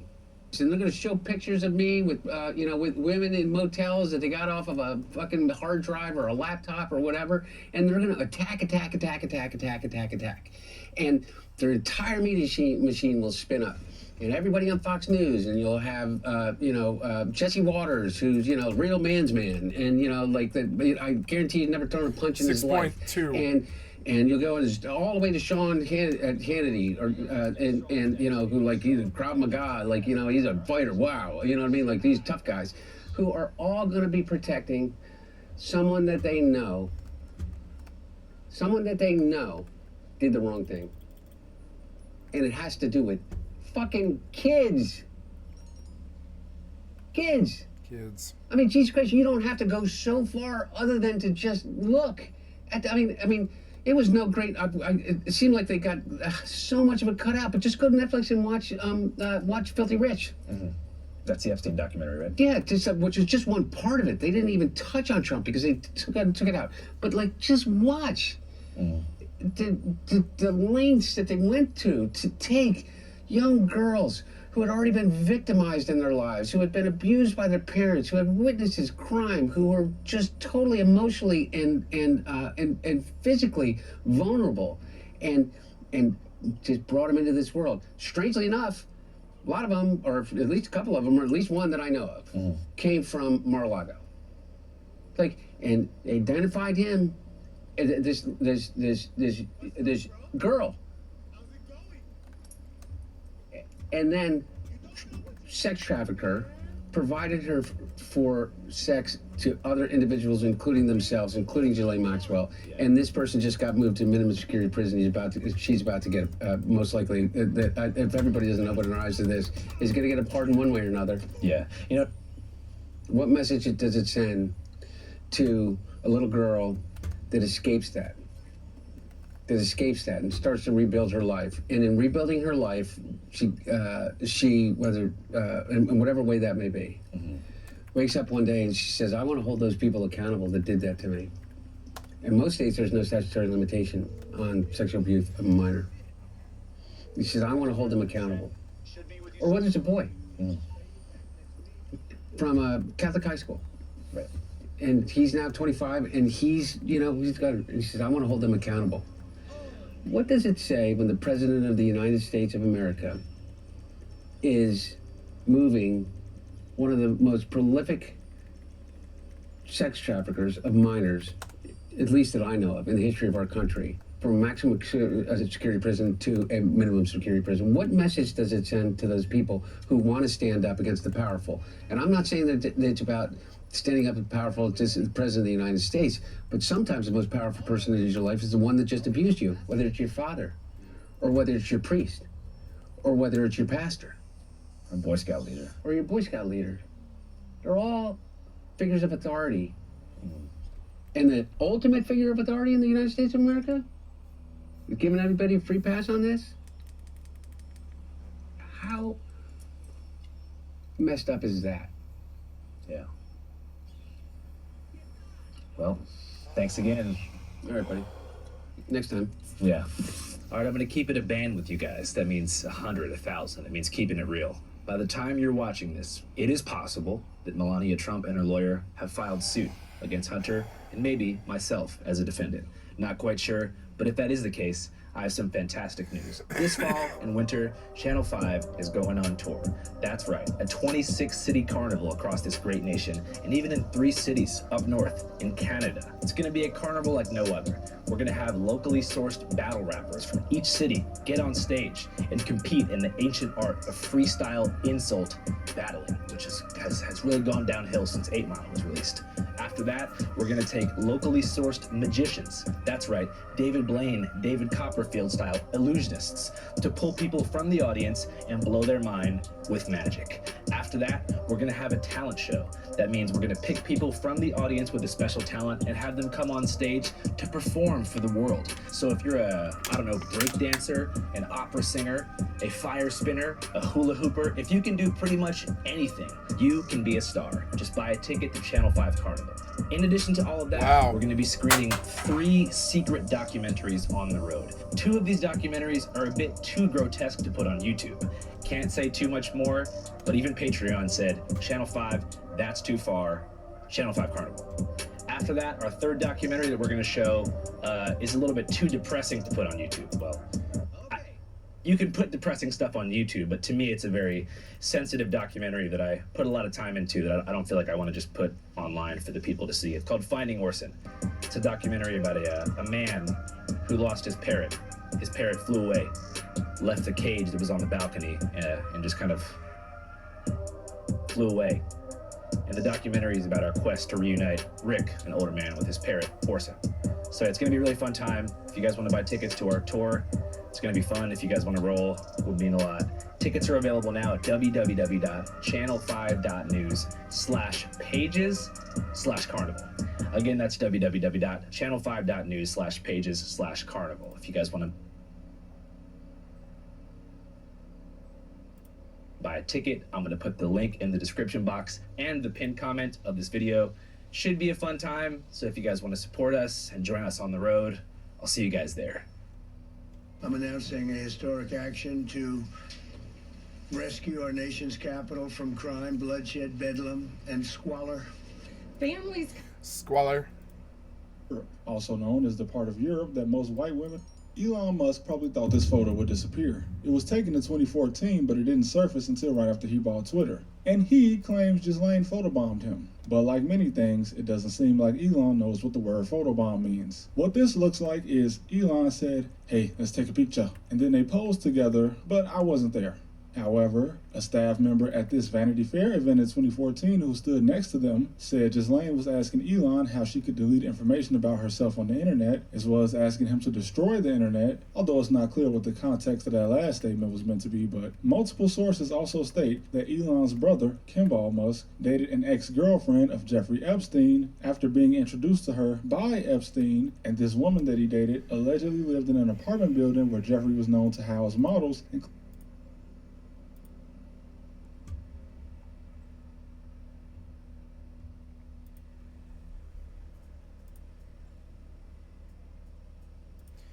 GTA 5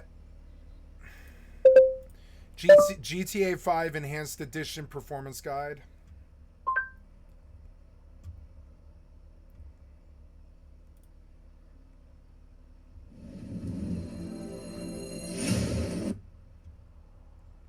Cost. On my chest, I measured around a 16% performance drop when going from very high to ultra. That being said, it's hard to justify downgrading to the original particles after. So given everything we've discussed so far, these are my recommended settings for Grand Theft Auto.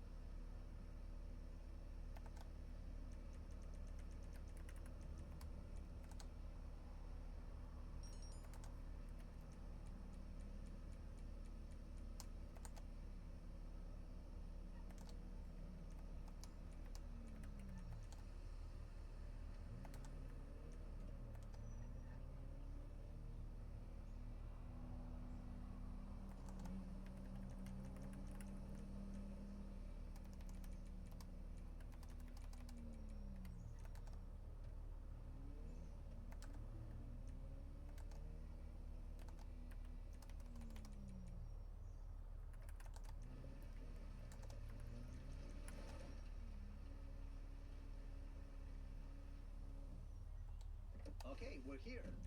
Thank you.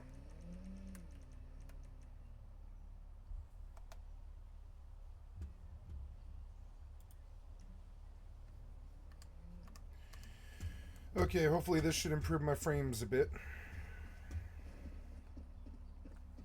Looks pretty good.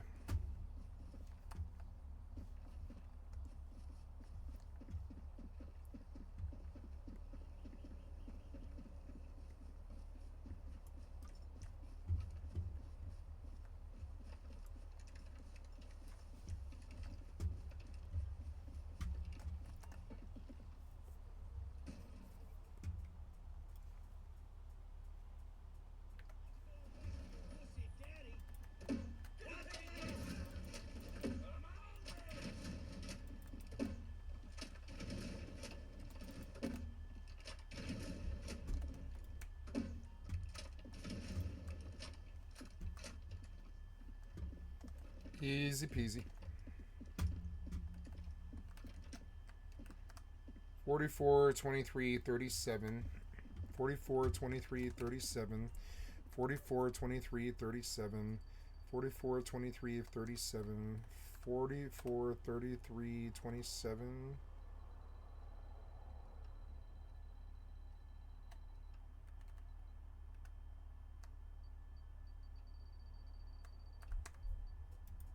Oh, I messed it up. 44, 33, 27. What did I mess up? 44, 33, 27. 44, oh, 44, 23, 37. 44, 23, 37. 44, 23, 37. 44, 23, 37. 44.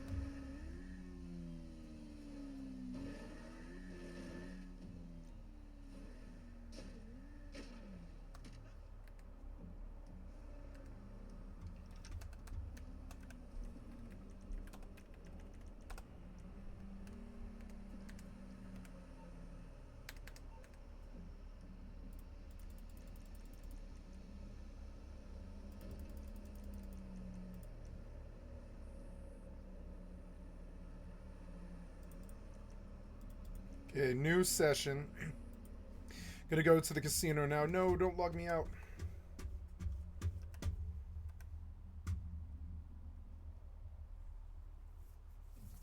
Getting the wood together to purchase a vendor and produce a vendor. You know, like the materials to like make it. Oh, I should go check on my priest chapel because like last time somebody tried to attack the priest chapel.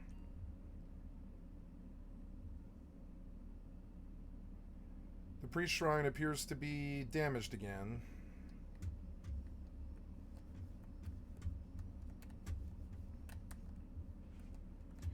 The priest is here. I don't know. Let's go see. No, it appears to just decay. Yeah, like it like decays and you have to feed it. So I'm just gonna feed it. Wood, stone. I guess keeping a vendor here might be actually kind of expensive. Keeping a priest here might be expensive. I don't know. Let's let the priest decay and see what happens, and I'll pay it if I need to. But that's kind of annoying. I guess the vendor is really nice, though, because then I can just, like produce money out of everything, really. I don't play Mortal enough, I don't think, to justify the time. I should maybe make a sale, but I mean, I don't really care. I don't really want to deal with a mission like that right now.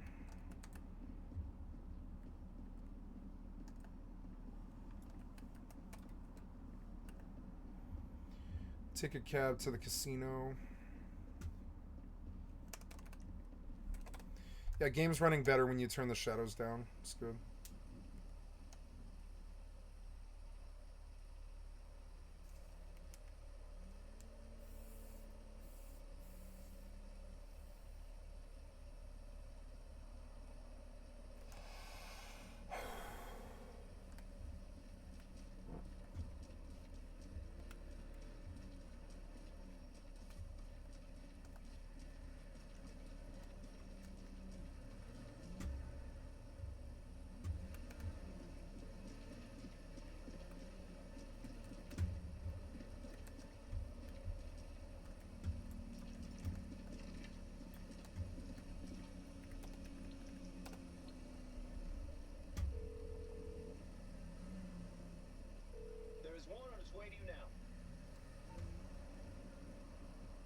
Game looks good with ray tracing, and the shadows don't need to be like good.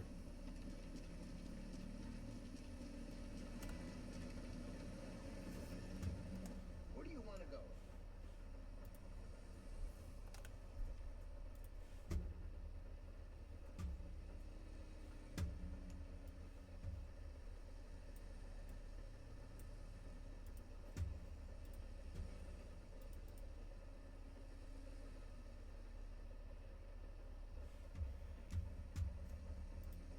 Oh, 5 in it.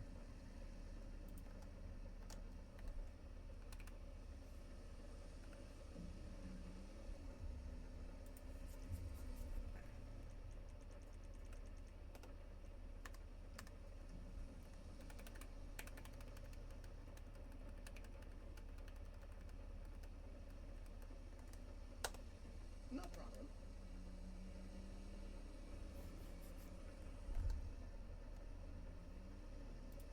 Including many from Eastern Europe, also known as the part of Europe that most white women are trafficked from, including by Andrew Tate. Why else do you think he moved to Romania? People from Romania try to get the hell out of Romania. This apparently resulted in Epstein's entourage getting a tour of SpaceX, the facility. Now, Business Insider claims that this relationship between Kimball and the unknown woman may have been a way for Epstein to make a connection with Musk, who was still considered a smart guy back in 2011 when this dating happened. And of course, there's not much in the way of concrete proof that any of this did happen, aside from the person claiming to be an eyewitness at the Vanity Fair and other witnesses, but Elon Musk's brother got divorced in 2010, so him looking for an easy date the very next year is not that far-fetched. And also, Epstein was probably paying close attention to this divorce, and he probably made the offer for the girlfriend, but as soon as it came out that Jeffrey was making connections with Silicon Valley moguls like Elon Musk, Elon quickly made the statement that I was only at his house in Manhattan for 30 minutes because my wife wanted to meet him to discuss a novel she was writing.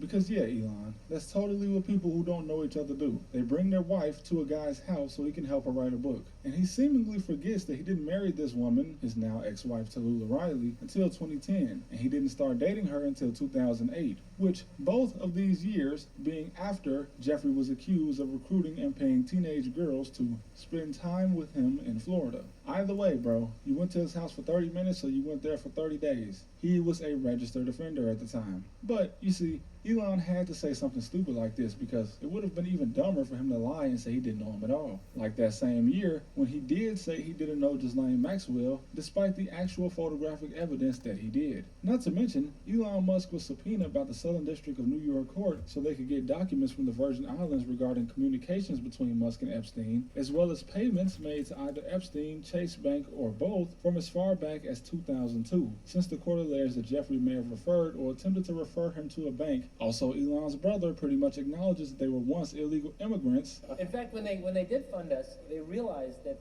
we were illegal immigrants. Well, who were still allowed to do business in the United States and get richer. Now, although Musk deleted his first tweet about Donald Trump and Jeffrey Epstein, he did not delete the sarcastic tweet he made about Ghislaine Maxwell being in prison for nothing. Epstein was known for making connections. We've seen him pictured with so many billionaires that it would be far-fetched to say that Elon and him didn't know each other. And I feel pretty confident in saying that he may not know how to build a car or a rocket, but he definitely probably knows the most prominent financial advisor of the 21st century. He continues to have children with much younger women, and he admits that he's essentially a drug addict, so it's definitely hard for me to believe that he never partied with Epstein. And that's not to say that he partook in any of the underage allegations. He probably didn't, especially since he's speaking as if no one has that kind of dirt on him. Elon just strikes me as a guy who has been in these rooms and sat at these tables where certain things were discussed, and he only had a problem with it once his oligarch card no longer allowed him to be a member of government. Because we know how the United States works. His party is not going to go anywhere. There's no chance a third party will ever hold a prominent position in government, either a donkey or an elephant. But here is a crazy graph made by a guy named David Torrey that is literally a web connecting many prominent people to Jeffrey Epstein. And all of these connections were made through media, so quite public information. And here is Elon saying something that he either truly believed or honestly, I really can't even think of many reasons why he would say this other than the fact that he knows people's attention span are getting shorter, and everyone will probably forget about this in the future. If Trump wins, that Epstein client list is going to become public. yes. And some of those billionaires behind Kamala are terrified of that outcome. Yeah. Are you still talking about Jeffrey Epstein? Part of how they deflect attention from themselves is by criticizing the morals of others. I mean, I can't believe you're asking a question on Epstein at a time like this. And again, if Elon is insisting that he knows something, which he probably does since he's been around these people, that would mean he's also saying that Trump being on the list was fine as long as Elon got to hang out in the White House. Which, dude, you're not even from the United States. You did not grow up here. And you have more money than any president ever. Why do you even care about working for the government? Surely it would have been cheaper and faster to just bribe your way into the South African government. He could have bribed his way to the top of any government position in the Balkan country. The man's net worth is higher than the GDP of Denmark and at least 100 other countries. But you know what? Accusing a man you supported of something so crazy and also accidentally admitting that if what you say is true, then you yourself were okay with it, that's the exact type of thing we should expect from Elon Musk. It's almost like he's too intoxicated to realize that nonsense comes out of his mouth, and this man was a senior advisor to the president. But then, right before August began, something that is quite possibly the most suspicious thing in this entire video came out. Elon Musk donated $15 million to MAGA Inc., which is a political committee that supports Donald Trump, and this donation happened in the middle of their so-called feud. MAGA and that Inc. in itself makes it look like this entire feud was set up. Like Elon was told to make these accusations since at this point, he's completely destroyed his own credibility. So him accusing Donald Trump of something would, in some people's eyes, actually exonerate Trump since Elon is known for speaking nonsense. This is going to be my last video concerning this topic because I've come to the conclusion that we will never get the truth. It would be so much less confusing if everybody didn't just lie, but the fact that the committee that he donated to has been alleged to be a pay-for-access operation where people pay for access to Donald Trump, which Elon Musk clearly did, just puts it all into perspective. But what does Elon actually know? He knows something. In 2018, before his arrest, why did Jeffrey Epstein claim that he had been advising Elon Musk to help him find a new chairman for Tesla? This claim by Epstein has been met with skepticism, but in my opinion, why would a man who actually has real-life connections to billionaires lie about his connection to another billionaire? I guess it would be an easy lie for him to get away with, but what would he gain from it? Credibility? Definitely not. I don't know how much more credibility he would have needed. He's been with everyone from Prince Andrew, the Crown Princess of Norway, to the President of the United States. I just don't know what he could possibly gain by lying about a connection to Elon Musk. So I'll give that statement an 8 out of 10 on the believability scale. And Elon's tweet about him regretting what he said about Donald Trump and how his accusations went too far only further prove that this man is high or a professional liar. But it seems like Elon's only true loyalty, just like many politicians in the United States, is just to Israel. Because even after his famous salute, the Prime Minister called him a great friend to Israel. Which, what has he done to become a great friend? He's not even a great friend of his own country, South Africa. He once said that his company Starlink wasn't allowed to operate in South Africa because he's not black. You know, just the system holding the black man down. My man, you are the richest South African on the planet. The second richest South African is also a white guy. The third and fourth richest South Africans are also white. And the fifth richest South African is an ethnically Chinese man. Why would he say this? You're only rich now because your father became a rich South African businessman. Why don't you donate to the white slums of South Africa if you feel this way, Elon? Probably because you've never been in close proximity to poor people your entire life for longer than 15 minutes. And after being called a friend of Israel, this man tweeted Nazi jokes. I'm not even sure I can show you this entire tweet without being demonetized. It's like this is all just one big joke to Elon, and somehow we're the idiots. He has done more to prove himself as a misinformation campaign in the flesh than anything else. And to think, 10 to 15 years ago, he had the world so fooled that people were calling him the real-life Tony Stark, as if he's actually invented something. He used his dad's money to buy out companies so that he could be the CEO, and then to everyone else, it would look like he actually was the inventor. But that's all I got, man. I'll see you guys next time.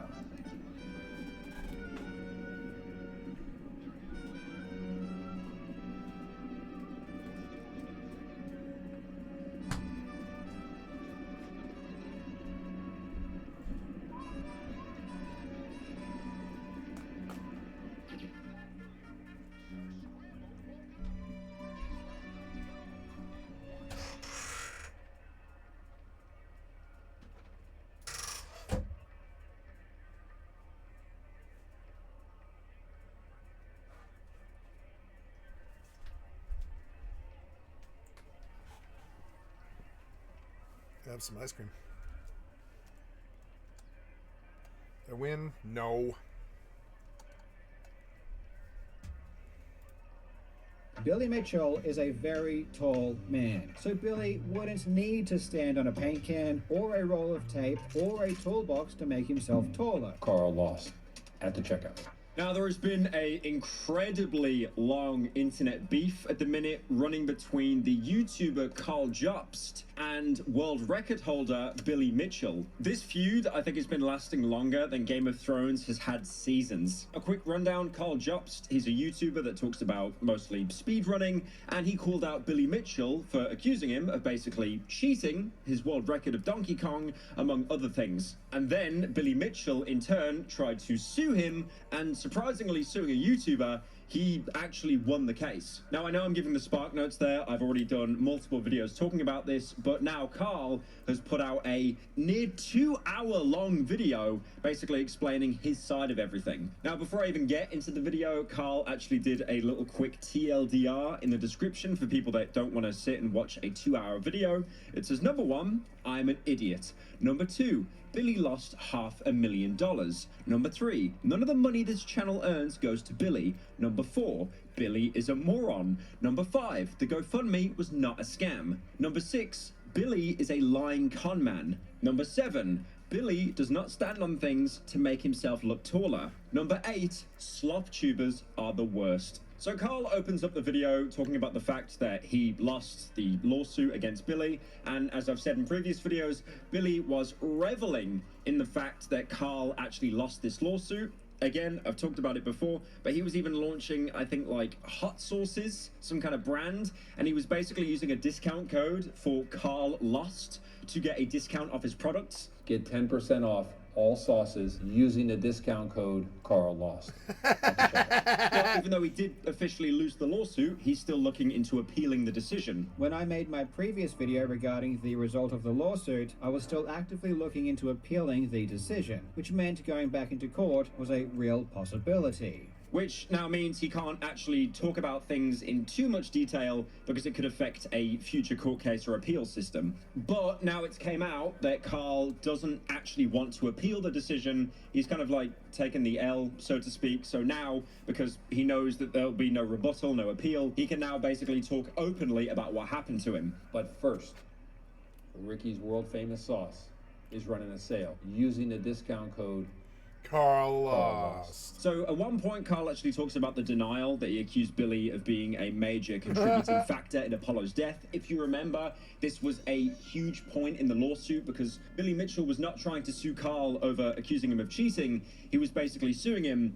for insinuating that he was the reason that Apollo Legends took his own life. A quick rundown with Apollo Legends: he was another YouTuber that would talk about speedruns, but he would also focus on trying to expose people that basically fake their speedruns. And after Apollo unfortunately took his life, Carl made a video on Billy Mitchell, basically insinuating that he was the reason behind that. But he also does say his word usage is actually being very careful, as it was in the original response video. Billy's lawsuit against me alleged that I accused Billy of being a major contributing factor in Apollo Legends' decision to take his own life. And I have always denied that, both in my legal defense and publicly. I would pick apart the exact words that I used and argued that I never technically said that. And if anyone did come away from my statements with the impression that Billy was in some way responsible, then it was their fault for adding meaning to my words that weren't there. Now, Apollo, while he was still alive, was actually sued by Billy Mitchell because he did do videos on Billy, the same that Carl did. He was actually sued for defamation, and apparently that was settled. But Apollo actually had to remove basically all the videos talking about Billy Mitchell. Now, one surprising thing Carl goes into detail over is apparently he was wrong about the sum of money that Apollo Legends had to actually pay Billy Mitchell in the settlement. And he also agrees that Apollo Legends' cause of death had basically nothing to do with Billy Mitchell. Apollo had to pay a large sum of money in his settlement, which put him into debt. I still had no justification for making the connection between Billy and Apollo's suicide. Apollo never suggested it himself, and the evidence doesn't point to it. He also admits that while he was like caught up in this whole process of being correct, he actually couldn't really see the bigger picture. He did actually contact a highly experienced lawyer, but even that lawyer said, bro, in the video, you kind of did imply that Billy Mitchell was the reason that Apollo Legends took his own life. And even after the judge's verdict, which ruled that I did make that claim, I refused to accept it. I was fully intending on appealing, and referred my case to a much more experienced and much more expensive lawyer for his opinion. Much more expensive lawyer. That I did imply that, and it was defamatory. So I'm guessing because of that second opinion, Jobst has basically put his hands up and gone, okay, fair enough. I've defamed Mitchell, and the lawsuit was just. I mean, to be fair, at one point, Carl even admits, like, emotions got in the way. Like, he really disliked Billy on, like, a personal level. Like, this wasn't just, you know, about, like, YouTube money or views. Like, he had a personal dislike for the guy. I have allowed my feelings towards Billy negatively affect my judgment at every step of the way. I think Billy is a terrible person. I think he sues innocent people. I think he is a cheater and a compulsive liar. And he says that he acted improper towards him because of that. But you don't know him. But that does not mean I can say and do. You don't even come from the same country. Two wrongs don't make a right. Billy can lie all he wants, but I shouldn't let his actions affect my own moral compass. Like, for example, that retraction video that was put at the end of a 20-minute Dark Souls speedrun analysis. My retraction should have been far better. Again, at the time, I was in denial and I didn't want to believe my mistake was that severe. So I felt as though making a retraction at all was sufficient. And I really did want the video with the retraction in it to get a lot of views. But it really should have been its own video, and not placed at the end of a separate video.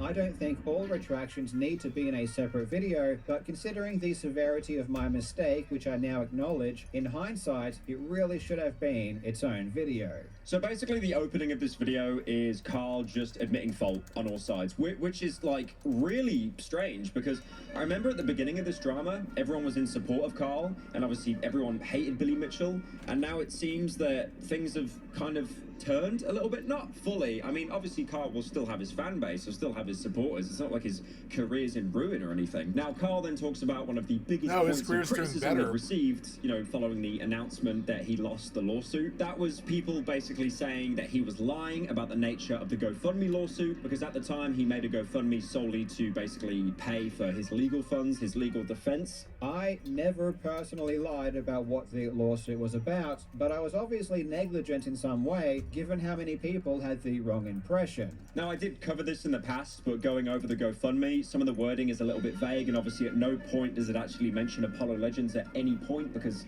that was the main thing that Billy was actually suing Carl over. And because of things being a little bit vague, people basically just implied that he was lying. Now, he does hold on to the point, saying that he never lied at any point, but he does also say the sheer amount of people that were like, you know, feeling that they were misled. He's actually willing to admit negligence there. He brings up examples like when he reported on new reports of the lawsuit who are actually getting things wrong. Everyone was reporting on it wrong. I wanted to show what the news was saying, but every single news article or post about it was wrong. He says that that was just to show what the news were talking about, but he himself actually admits that this is like pretty misleading. He basically says that news coverage on this was just outright wrong and it wasn't correct, and also says it was reckless to kind of cover it and not clarify that they're wrong. I wasn't trying to do something nefarious, it was just stupid and thoughtless, and I didn't give my audience enough consideration or respect to make sure they weren't confused. And for that, I am deeply sorry. Now, I'm going to be Mr. Krabs for a minute because I'm going to be talking about money.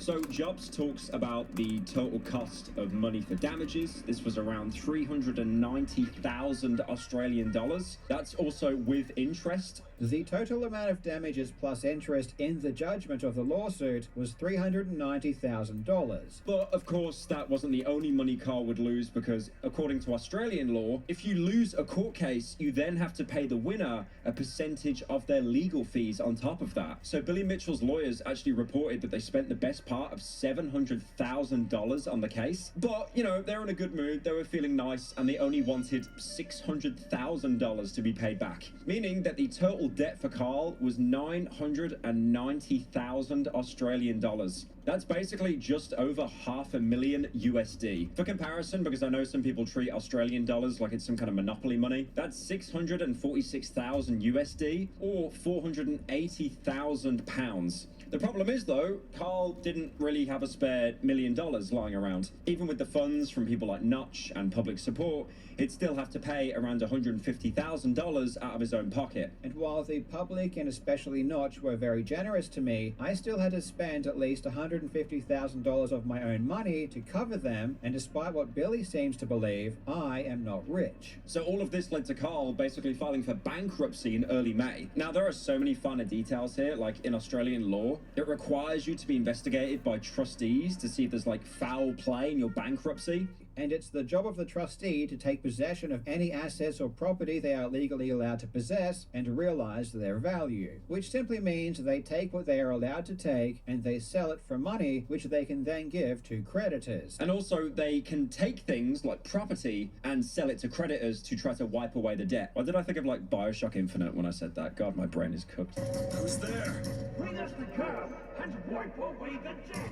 Australian law also states that spouses' possessions aren't actually subject to this because Carl and his wife basically co-own the property that they live in. She was basically allowed to kind of like buy his shares of the property. You know, that was so he didn't have to lose the entire house, basically. Now, there were a lot of people on Reddit as well that were criticizing him for basically shifting properties so he didn't have to pay back the creditors and outright accusing him of just committing fraud. My comments about my wife buying out my property were posted to Reddit, saying that I was boasting about moving assets to my wife before declaring bankruptcy to avoid paying creditors, which of course is not what I said at all. And the comments were all claiming that I was bragging about committing fraud and that I'm a criminal. I'm surprised to learn how many Australian bankruptcy lawyers there are on r/YouTube drama. But I wouldn't really say that's the case because Carl's wife, you know, she had her full legal name written on the house. This was also done with the help of trustees, so it was basically all above board, all completely legal. Now, Jobst also brings up a channel called LUS, who basically accused him of breaking the law, and apparently got their viewers to basically send screenshots of Carl talking about his wife buying the property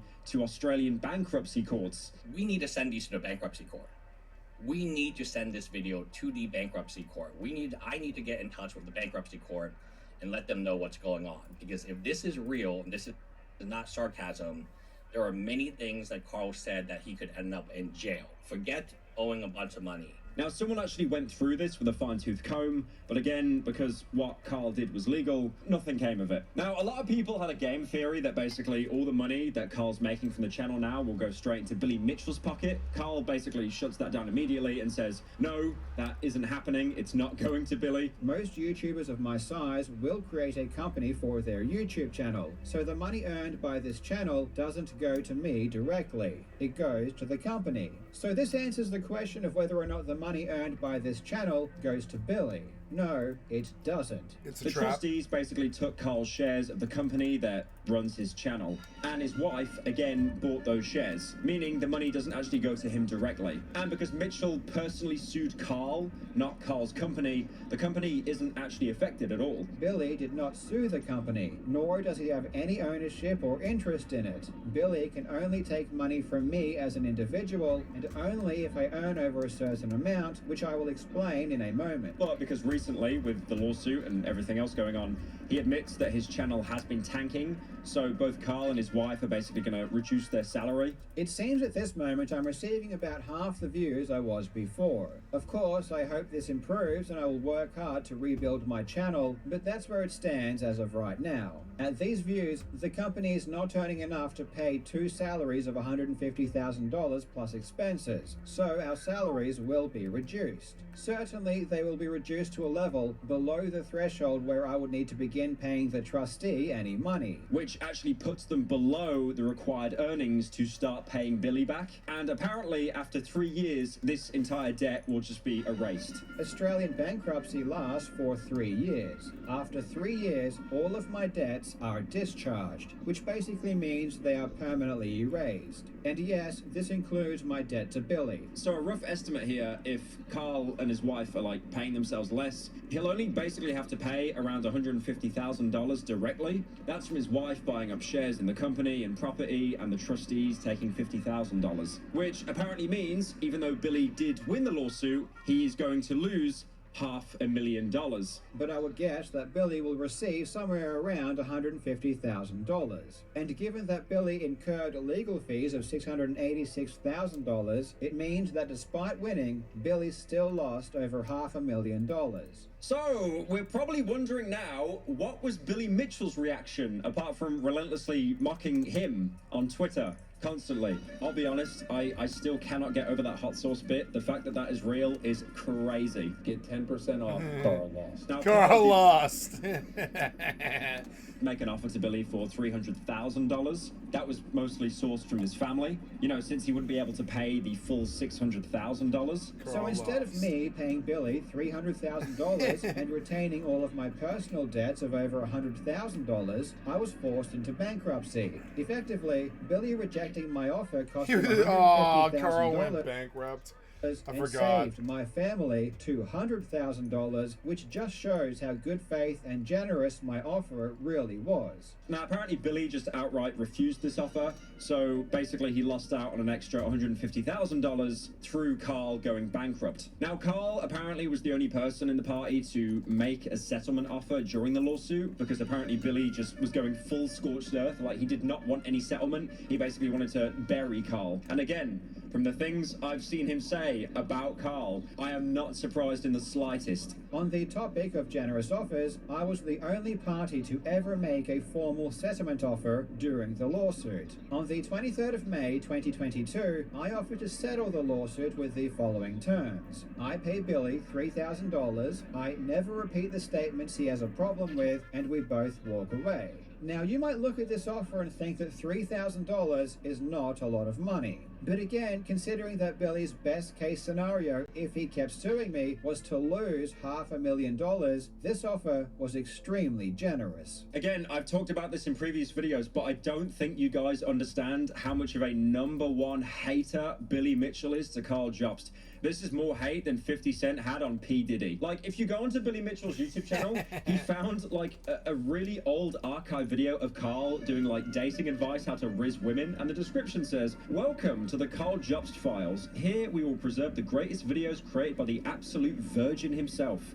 Only he can teach us how to grow confidence and approach women." Now, this whole situation with denying the settlement is quite bizarre because, as Carl states in the video, this is basically the best case scenario for Billy. Like, he won, but now he's still $500,000 down because of it. Now, it's pretty obvious what Billy wanted. He basically wanted Carl to just go completely bankrupt because, again, he was celebrating on Twitter, and the video I just talked about that he somehow pulled out of, like, the internet archives. He even went out of his way to let the public know that it happened.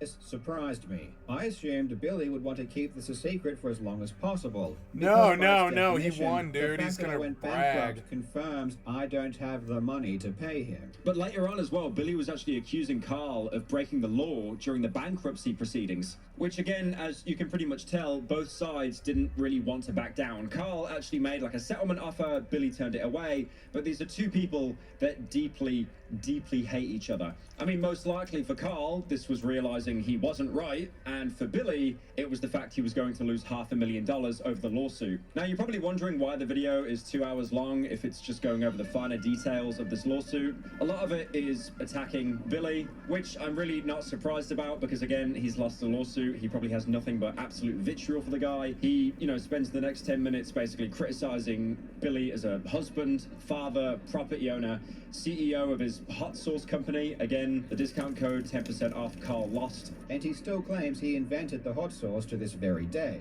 But this idea that Billy created the hot sauce or the company that sells it seems to be something he fabricated himself. Billy's hot sauce company was formed in 1988 by Billy's parents. And according to news articles at the time, the hot sauce was developed by Billy's mother, Barbara. And this was always the case up until 1999, when Billy decided to start taking credit for his mother's work. Now, obviously, after Billy won the lawsuit, his YouTube channel started posting quite a lot of videos, basically just celebrating, mocking Carl as much as possible, and Carl actually goes over some of these videos. Now, 2 months ago, I actually did upload a video going over these responses myself, so you can go and check that out if you need a refresher, but I'll be honest, you're not even watching the video, are you? Let's be real. You probably got me on your second monitor or on your TV while you're scrolling TikTok. Come on, don't kid yourself. So there's a lot of finer details here, like for example, Carl basically calls out Billy for now acknowledging the existence of the second complaint, as in the past he basically denied its existence. Billy said that I was lying about the second complaint and that there was only ever one complaint. Now he finally admits there was indeed a second complaint that was sent to us, and we were advised that it would be filed if the first lawsuit didn't resolve. I am very happy that Billy is finally willing to admit this. He also calls out Mitchell after Mitchell apparently accused him of trying to apply to dismiss the lawsuit entirely. Billy shows a document on screen and claims that I submitted an application attempting to dismiss the lawsuit. What he's showing on screen is an order from the judge. Let's take that same document and scroll it down slightly to see what it says. It says the plaintiff, aka Billy, will further provide security for the defendant's costs of the proceeding in the amount of $15,000. So what is Billy going on about? This has nothing to do with dismissing the case. The document that Billy actually shows on screen is actually a request from Carl to require Billy to actually put more money down. As obviously Billy Mitchell is American, Carl is Australian, so retrieving the money would be pretty difficult in the case that Carl actually won. The judge actually agreed to that, and Billy had to actually pay $15,000. Now, Carl claims that the second lawsuit, Billy was basically hanging over his head. Now, this is one that didn't actually go through because apparently he changed his mind, but he thinks that this lawsuit was basically, like, the sole intention for it was to cause him psychological damage, saying himself that he thinks that this is like one of the most evil things that Billy could do. Now, what you really couldn't imagine is going through an existing lawsuit and then being told you're going to be sued again. And this wasn't just an idle threat. This was Billy's lawyer sending us the physical complaint and saying that he had instructions to file it. It was literally the most stressful thing I've ever experienced in my entire life. Billy sits there and doesn't even realize that by him explaining that he sent a second lawsuit and told us that it would be filed and then changed his mind at some point and decided not to tell me and my family is one of the most disgusting and pure evil things he has ever done. It was an outright abuse of the legal system, and it was done just to cause as much psychological damage as possible. Well, congratulations, it worked. So obviously Carl has one lawsuit going on, and then Billy threatens him with a second lawsuit, and he says that that was the reason why he started the GoFundMe in the first place. I could not handle the ongoing stress of the impending second lawsuit, so I asked the public for help. I didn't ask immediately because I don't like asking for money. But Billy, in return, saw the GoFundMe, was annoyed that people were actually giving him money for a legal defense, and basically said it was set up under false pretenses. Because Carl apparently was meant to know that it was never coming, as in the second suit. You obviously knew the second lawsuit was not coming, or at the very least, you were unsure if it ever was. You created a GoFundMe campaign with the knowledge and intent to fund the existing lawsuit on false premises. Period. End of paragraph. Your tie is so annoying to me.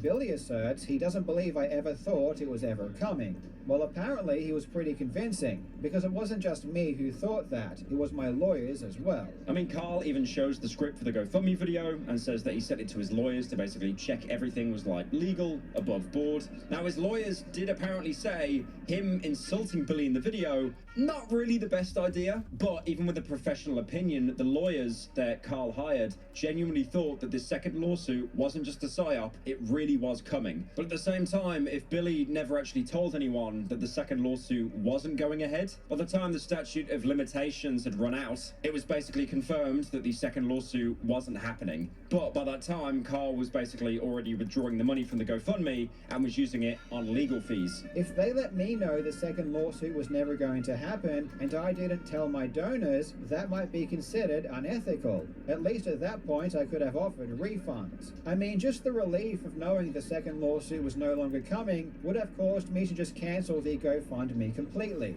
I might have done another GoFundMe at a later stage, but the basis for that crowdfunding would obviously be different. Instead, because Billy couldn't be bothered telling me or anyone else on the planet that he wasn't going to sue me, we had to wait another 6 months until the statute of limitations expired to know that he wasn't going to sue. Which, again, like the money at the GoFundMe, that's what it was raised for. It was raised for legal fees. Now, this might be the last time I talk about this drama because it is incredibly technical. There are so many finer details, and I really thought seeing a 2-hour video from Carl, this would be the final video.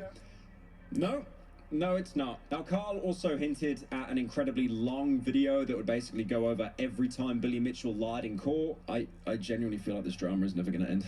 Now, he said that this was the original idea for this video, but then he decided against it because he was basically unsure if he wanted to just make like an expose on Billy Mitchell or if he wanted people to hear his side of the story. But what he tries to do in this video is give some specific examples of when Billy Mitchell was lying. So Billy claims that his dispute with Twin Galaxies cost him only 1 appearance, which was basically conventions, public speaking. Was there any impact on the number of appearances you were receiving or invitations to do appearances? Off the top of my head, I can think of one place that called and canceled. But as far as the number of appearances that I got, no. A single appearance. And in that lawsuit, he claimed he lost all of these appearances. But during his lawsuit with Twin Galaxies, he actually claimed that he lost 14 appearances, not just 1. Now, Carl basically claims that Billy did this on purpose to hide the fact how badly his reputation tanked because of Twin Galaxies, and basically shifting the blame away from them and making it look like Carl was the main reason that his reputation tanked so much. But in the lawsuit against Twin Galaxies, he specifically claimed that he lost those appearances. The point is that he was trying to downplay the damage that Twin Galaxies did in order to claim that his reputation was fantastic at the time that I made my video, and it was entirely my fault that he could no longer get appearances. In my trial, he said that up until my video, he was doing 15 to 20 appearances per year. But after my video, he was only able to do 1. There was another example as well where Carl actually shown an email from John Weeks, who was the owner of the Museum of Pinball Machines. And he was saying that Billy basically couldn't host his pinball auction solely because of his legal battle with Carl and all the negative press that Billy Mitchell got previously.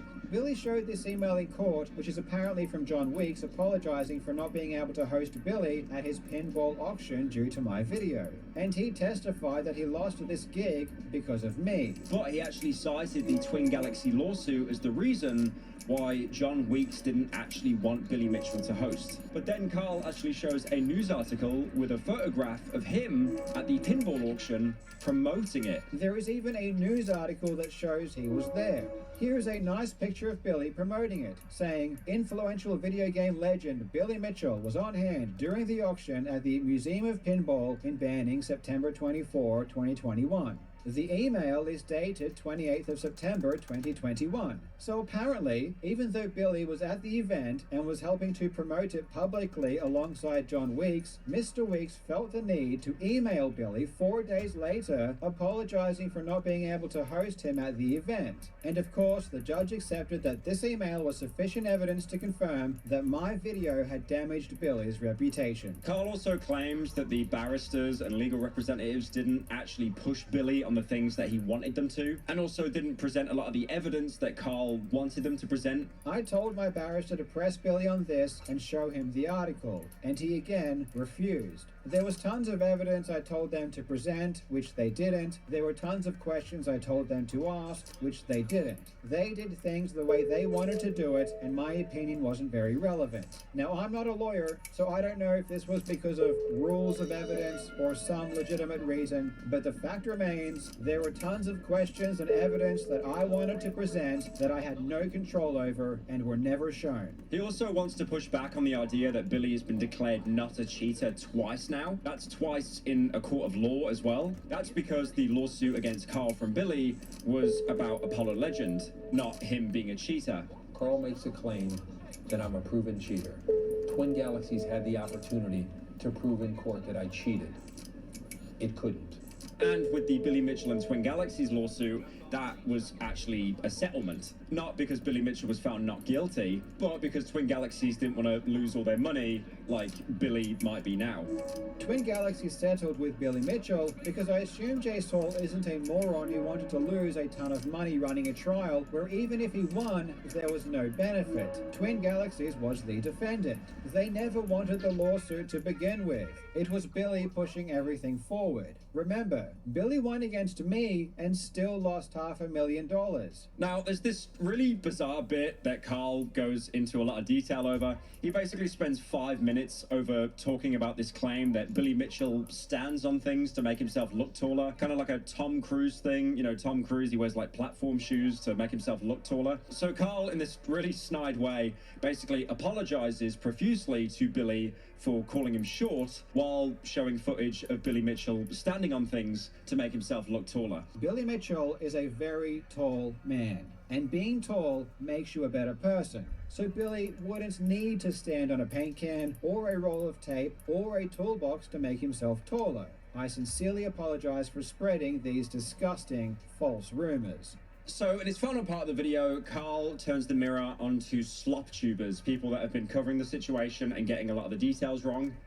Nope. But he focuses most of his attention onto LUS. This is a channel that has apparently made 52 videos on Carl. Now, there was a screenshot circulating of Carl basically saying he was going to report LUS's channel, which was falsely attributing to Jobst wanting to, silence LUS. Now, Carl basically says that the video is just full of lies about him. All of those 52 videos are full of lies. He just makes things up and spouts them as fact. Like, for example, Carl never checked his script for the GoFundMe with his lawyers. Remember how I checked with my lawyers before posting my GoFundMe to make sure I was describing things correctly? Well, here is LUS spreading the lie that I never checked with my lawyers.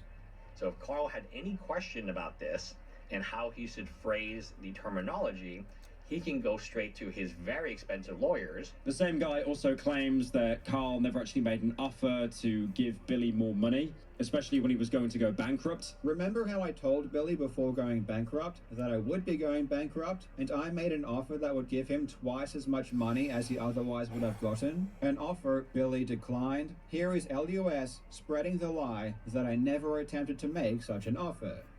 At the end of the day, in many of these situations, the difference between Billy Mitchell and Carl Jobst is that there's such animosity coming from Carl Jobst, there's such hatred coming from him, he just can never come to settlement. But in many of these other cases... He also claims that Carl never actually contacted Notch when he needed money instead of putting up a GoFundMe, despite the fact that Carl, in the video, says himself that he did actually do that. At the very beginning of the lawsuit, Notch was paying my lawyers directly, and this was being handled by Notch's assistant. After several months, his assistant indicated that she wanted to stop supporting, at which time I messaged Notch through Twitter, which was how I connected with him in the first place. I wanted to let him know what happened and to confirm if he really did want to stop paying. Though ultimately he didn't read my message and it's been sitting on sent ever since. This meant that I had to find money elsewhere. Here is LUS spreading the lie that I never contacted Notch after he stopped supporting me, and that the GoFundMe shouldn't have been made because I should have just reached out to Notch.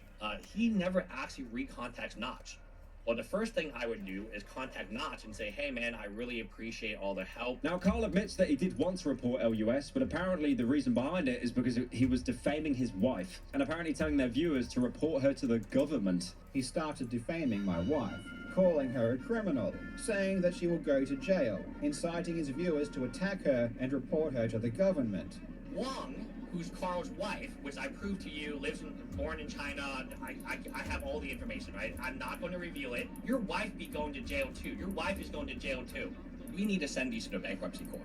This is an innocent person, mind you, who has done absolutely nothing wrong. Now, the discussions between Carl's wife and the trustees actually got delayed because of people in this community were apparently sending reports and the trustees needed to investigate them. And then there was a screenshot that Carl shows saying he was actually going to report, but that was taken back 13 minutes later, and it was clarified 1 hour later saying that he actually wasn't going to report. A grand total of 13 minutes, my threat of reporting him was legitimate. And honestly, I still think I have a pretty good reason to report his channel. But I didn't, and I won't. Now, at the time of recording, this channel did actually put out a video basically apologizing to Carl, but the more you watch the video, you actually realize it isn't really an apology, but a challenge, basically asking Carl to sue him, basically saying, if Carl feels that I've defamed him, I'm making it easy for him to sue me. I will show him my financials and put to $1 million in escrow to either the judge or his US lawyer. I will represent myself.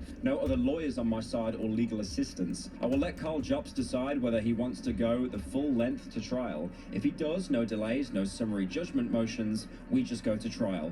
Carl Jobs can decide on judge or jury trial. I will take odds versus Carl Jobs fans now.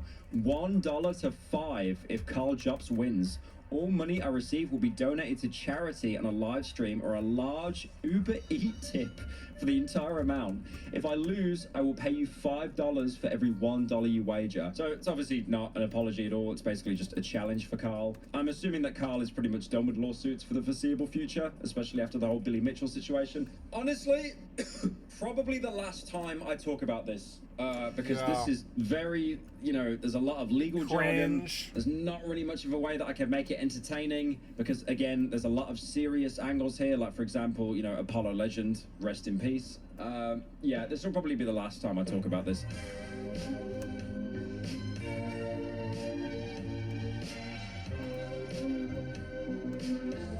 Yeah, it got cringe at the end.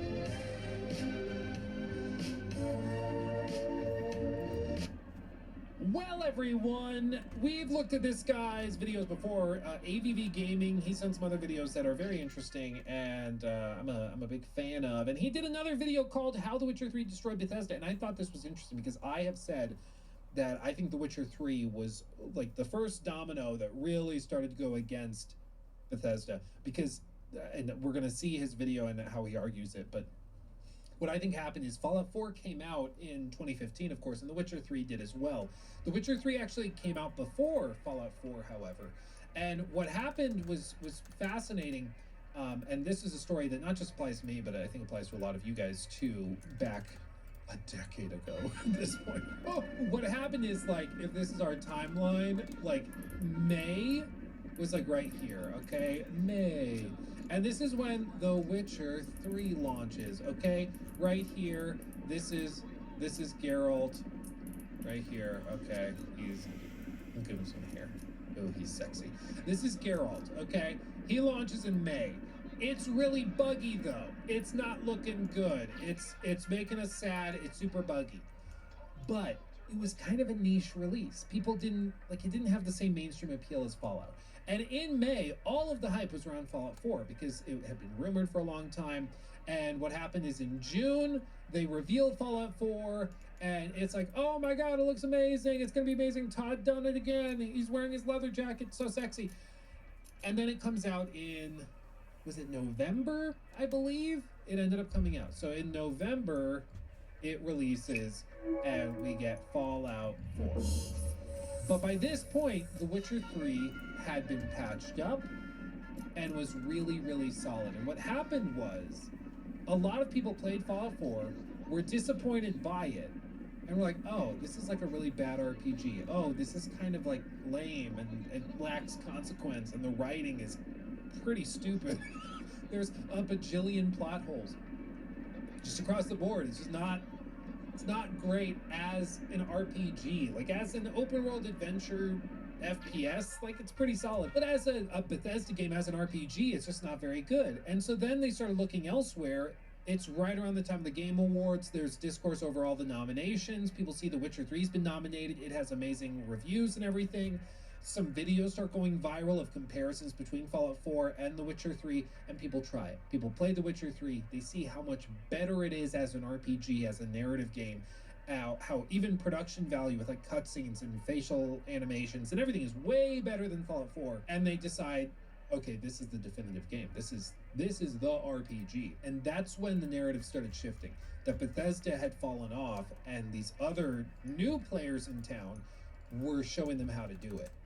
And that has been reiterated time and again in the last handful of years, whether you look at live service offerings like Fallout 76, or even with Starfield, where Starfield launches right next to Baldur's Gate 3, like within a couple weeks, actually, I believe. And we all know how that went in terms of RPG comparisons and stuff, which one had the more compelling writing. Can you imagine even trying to have that debate? Like, I actually think Starfield's writing is better than Baldur's Gate 3. Can you imagine trying to debate that? I need you guys to hunt through the internet and find somebody who would make that argument. We'll have them on. We'll have a debate, because I think that would just be freaking hilarious. But anyway, let's look at this and hear his argument for how The Witcher 3 destroyed Bethesda. Real quick, also, if you're watching this as a stream clip, I'm doing a giveaway for a PS5 Pro, okay? This is just our August giveaway. We're going to be giving away even more things throughout the rest of the year. But all you have to do is put your info in here, you sign up, and then you get specific entries for each of these activities. You subscribe to the main channel, live channel, clips channel, you get extra entries. It's free to enter, and you could win a PS5 Pro, because I love you and I want to give back to you. I'll have the link added to my link tree as well, so you go down to the link tree, all my links, and you can click it and get access to it there, okay? With that said, let's get into it. What you got? What you got, AVV Gaming? Bring it on. Let's go back to 2015. Up until this point, Bethesda... Wait. Okay, I'm back in 2015. They were leading the way in the gaming industry, setting the standards and raising the bar. Alongside Rockstar, they were the studio producing the most outstanding games, and when it came to the open world RPG space, they were untouchable.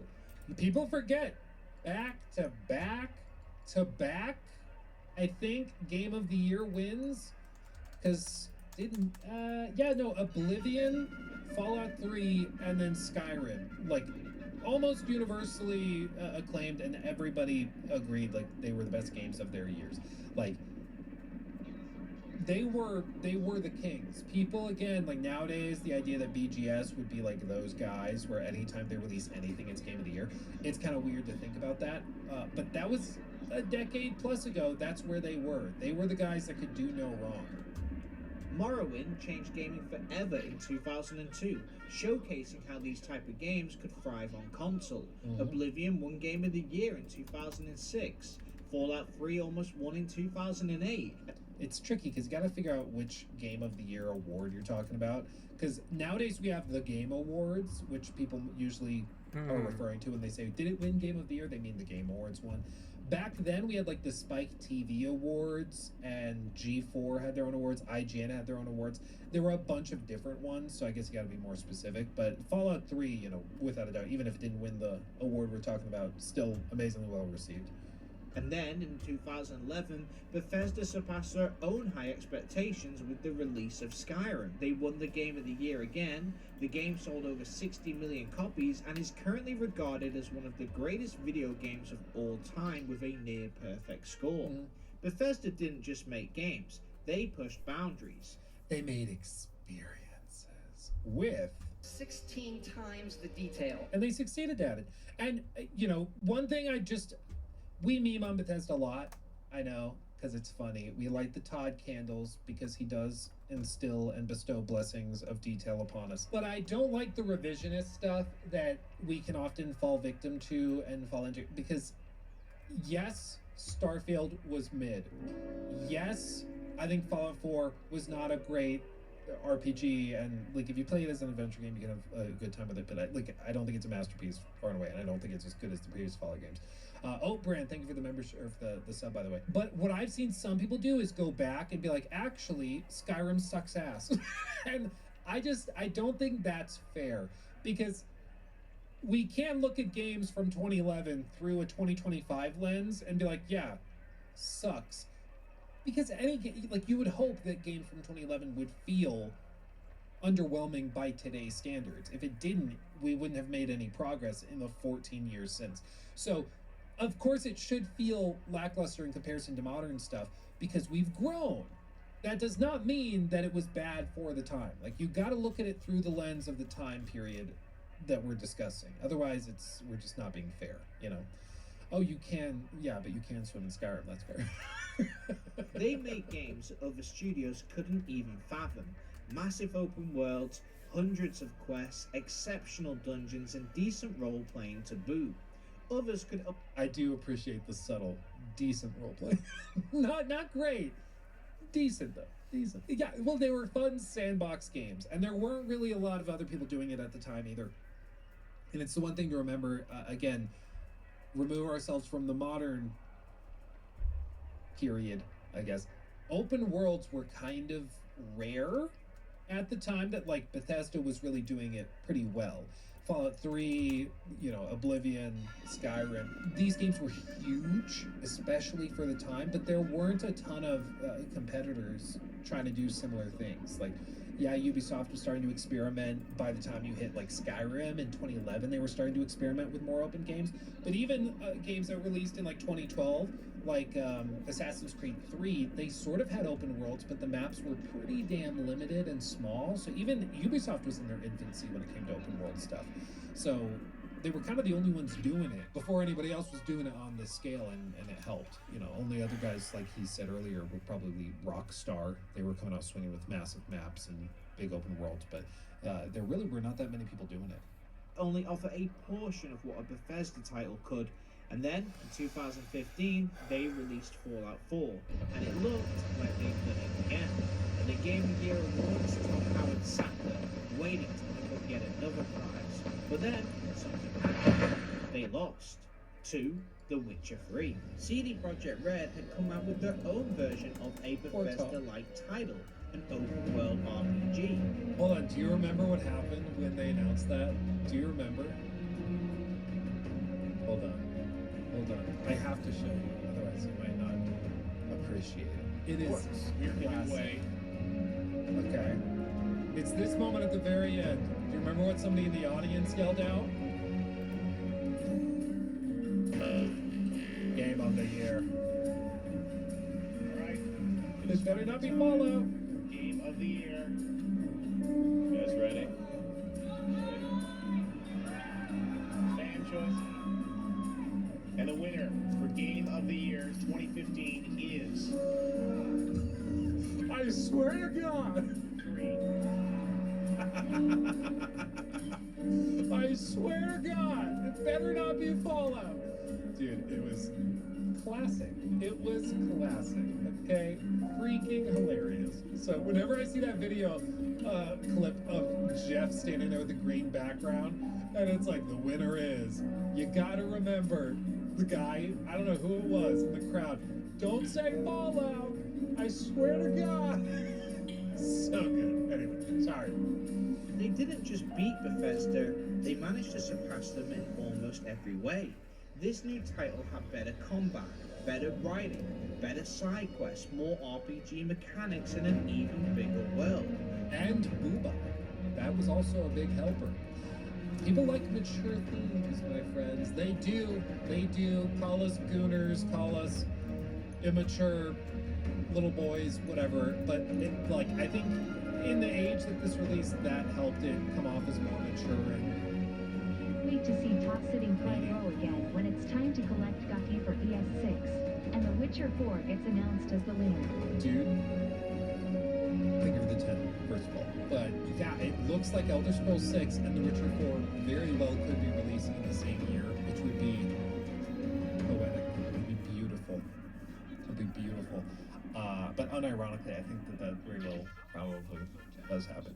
Yeah. But, speaking of that, I think, again, this is in the age of, Game of Thrones. This is in the age of people wanting more mature content that doesn't treat them like they're in middle school anymore.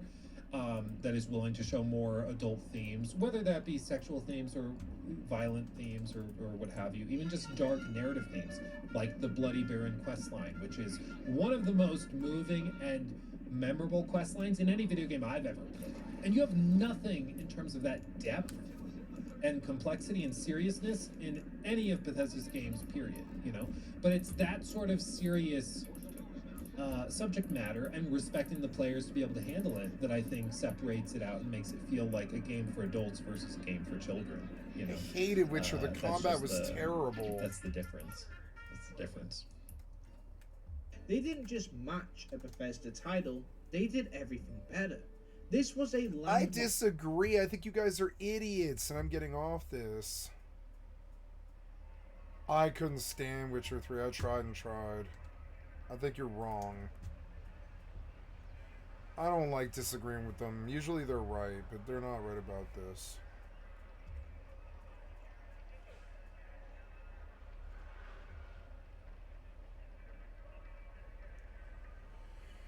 The sad state of modern MMOs. Why way do dog. MMOs suck now? I mean, I've been playing MMOs since I was 4. Literally, I used to sit on my dad's lap and watch him play EverQuest. Now, when I actually played the game, it was basically just a walking simulator. I wasn't able to conceptualize things like combat or leveling up, but it's safe to say that this genre has had an effect on my life. I spent most of my youth playing RuneScape and World of Warcraft with my dad and my friends, and I feel like a lot of other kids my age at the time were playing like Halo and Call of Duty, which I definitely did too, but me and my friend group, we mostly just played RuneScape. But real quick, to support the channel, here's a quick word from today's sponsor. And today's sponsor is definitely one you're going to want to check out, GameMaker. If you've ever dreamed of making your own game, and I certainly have, GameMaker is where it's at. This is an easy-to-use, all-in-one game development platform designed for both beginners and professionals. It offers a free version for non-commercial use, and it allows exports to all non-console platforms. Everything you need to create a game is right here. Whether you're a first-time coder or a pro, it's super approachable. For example, their GML visual system lets you code a visual game, which makes game development way less intimidating. I've been messing around with it, and trust me, it's a blast to get started. GameMaker is responsible for a ton of titles that you've probably heard of.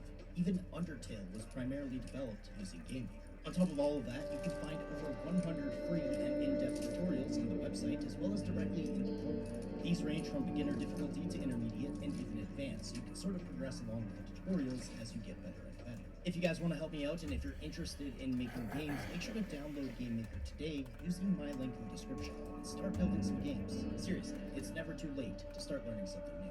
Thanks again to GameMaker, but back then we didn't really have social media, and most of us didn't have cell phones, so we actually communicated through RuneScape messages. Like, we would make plans to hang out in real life through RuneScape. You have to understand, this was a totally novel experience at the time. The internet was still pretty new, and the idea of being able to talk to anyone across the entire world was still kind of just setting in. We kind of take that for granted now. It's interesting watching my almost 4-year-old son interact with technology. It's so different than how it was when I was growing up. Like, people don't talk enough about how absolutely mind-blowing it was when the touchscreen was invented. Like, before the iPhone and the iPod Touch, we had kind of plasticky, sort of gimmicky touchscreens that you might have interacted with, but once you actually got your hands on an iPod Touch, it was insane. You had a calculator, a flashlight, something that could play music and access the internet. It's all in your pocket, and it worked with this glass-like, amazing touchscreen. It completely changed my world and the world in general. Anyway, I digress. This video is supposed to be about MMOs, but it's important to note tablet. It's a tablet. Technology, I think, is what has brought us to this point, or at least it's part of what has brought us to this point. And what is this point, you might ask? Well, I mean, so far, 2025 has had one big MMO release, Dune Awakening. And while I enjoyed Dune, it's kind of like not even really completely an MMO. Like, it's sort of an MMO. And that's our big release this year. And also, the public reception for Dune actually hasn't been all that great. And then, what else is there? I mean, we've seen tons of early access games and betas and test servers, and most of them are coming up a little short. And while there are some hidden gems out there for sure, the majority of what we've seen so far are pretty much just broken promises. Games that are far from being ready, that are publicly declaring that they're going to be ready this year, and then lo and behold, they're pushed back a whole other year. Anyone with eyes can tell that this genre, right now, currently, is in probably one of its worst states, and it's honestly kind of sad. We also have this massive Korean MMO problem that I feel like nobody is really talking about. The fact that the majority of the new MMOs are coming from South Korea, and they are all so exhaustingly similar. I know we have these interviews that you can find on YouTube showing all these different developers from apparently different studios with all these different plans and promises, but it honestly feels like a psyop at this point. Like I'm about to put on my tinfoil hat. If they're all coming from different studios, why do they all look, feel, play, and monetize the exact same way with the same sort of marketing schemes and bait and switch tactics? Like, am I crazy, or could Blessed, Throne and Liberty, Aeon, Chrono Odyssey, Bellator's, they're all the same game? If you showed me screenshots from all of those different games at random points in the game and you presented them to me and told me to tell you which game was which screenshot from, I don't think I would accurately be able to do that despite having played all of those and being an MMO content creator for a living. Also, anytime you call out these Korean MMOs, there's a ton of people in the comments who rush to their defense, who decide to attack you even personally because of your opinion about these Korean MMOs that are all the same, which I'm mentally preparing for in this video in case they somehow stumble across this as well. So yeah, MMOs are kind of trash right now. The genre is not looking good. It's hemorrhaging players. Outside of the same 4 or 5 titles that hold on to the vast majority of the market share and have for the past decade, like RuneScape and World of Warcraft and Final Fantasy and Guild Wars 2 and ESO and maybe BDO. Outside of that, it's the same people who are playing these games and have for literally years that are still playing them. Like, we recently saw this massive exodus of World of Warcraft players to RuneScape, which is great. I'm happy that they're widening their horizons. They're trying. Why would you go from WoW to RuneScape? That's dumb. Those are MMO players becoming another MMO player. It's not new players entering the genre. It's just them switching games within the genre. No, if you can stand to play WoW, just play WoW. New players for the genre. And to be completely honest, I don't think that's happening anymore. And the really black-pilling thought here is that even if the quote-unquote perfect MMO were made, I don't know if that's bringing new players to the genre. I think that MMOs might just be an outdated concept. Now, really, hear me out. I've had this concept or theory or idea for a video I've wanted to make for a long time, but I've never really fleshed it out enough. Basically, something that I've noticed while playing MMOs for my channel for the past 3 years, where I've played a ton of different games, in that, some of the new games that are coming out are trying to do everything. Which makes sense in an MMO. It's an open, persistent world that you need to fill with tons of systems and ideas and concepts and content to fill up every part of the entire world, but I'm starting to see a bit of a shift. Before, an MMO was sort of defined. You have your classes and your skills or your levels with an ability bar, and there's crafting and there's gathering. And while a game like World of Warcraft might have an eat function, and then a game like DayZ or Rust might also have an eat function, it would operate differently. For example, in a game like DayZ or Rust, if you didn't eat, you would get a hunger debuff that would eventually kill you. Whereas in World of Warcraft, even though it also has an eat function, it's different because it just heals you. But now we see games like Doom, where we seem to be mixing these survival game elements with the MMO elements. Then another good example might be to take a look at games like Diablo or Path of Exile, where it's like, what exactly genre are you trying to fit in? Obviously, they are ARPGs, but then in some areas they're multiplayer and they're trying to act like an MMO with trading and a player economy, and then in other areas they're like sectioned off 4-player instances or dungeon crawlers. Then zooming out even further, we saw the roguelite boom in the middle of the 2010s that had a massive effect on MMOs because every MMO tried to put roguelite systems into their games. Like we saw Torghast in World of Warcraft, and even RuneScape 3 had a version called Shadow Worlds. Really, what I'm trying to say is it just seems like the genre has homogenized to the point that it's kind of losing its identity. Every time I hear about some new MMO, it's like, okay, so is it going to be A, Korean, B, a survival game, C, a WoW clone, or D, something cutesy that claims it's going to be different, but it's actually the exact same as every other game that came before it. So that's my first point as to why MMOs are feeling pretty bad these days. They all tend to copy each other without seeing too much originality, and they're all searching for the next new thing that's going to be this next new system that they're then all going to copy from each other again. And what we really want to see are MMOs that do a couple of things really well, instead of MMOs that are trying to do everything mediocre. So, point 2. And I touched on this earlier with the changing technology, but this has massively impacted player behavior over the past 15 to 20 years. Like I said, me and my friends used to literally use MMOs as social media prior to social media existing. We used to gossip about what happened at school or make plans to hang out. Like, RuneScape literally acted as my cell phone before I actually got a cell phone. And I think this is the point where people are getting really hung up, developers especially, on this quote-unquote social experience.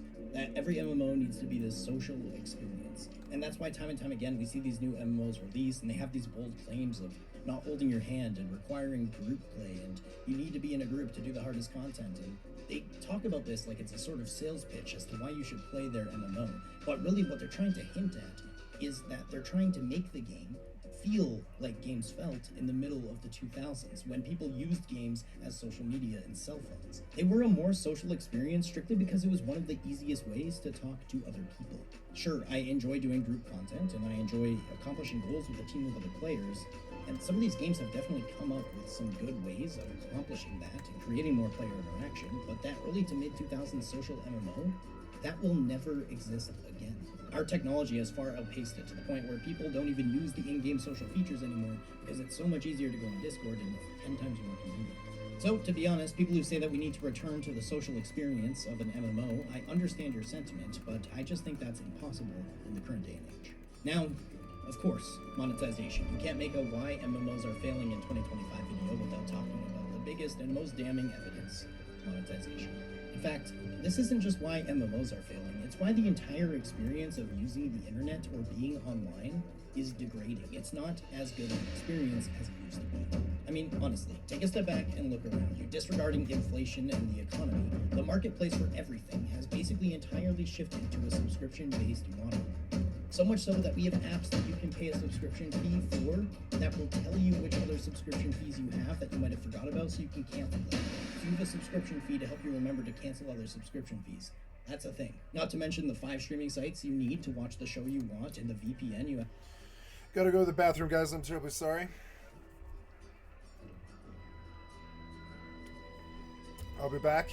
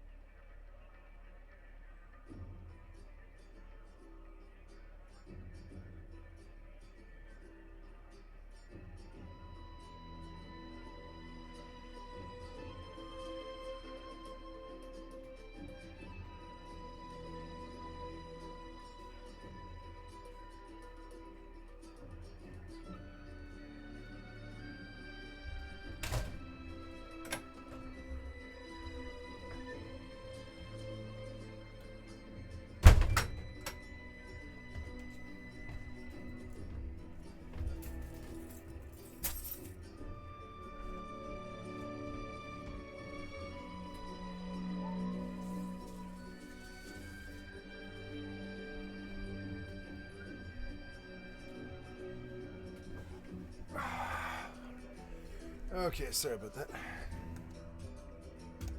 I am dead. Killed by a spectral puma. Did I get the key? Did I get the chest? Oops. I don't know.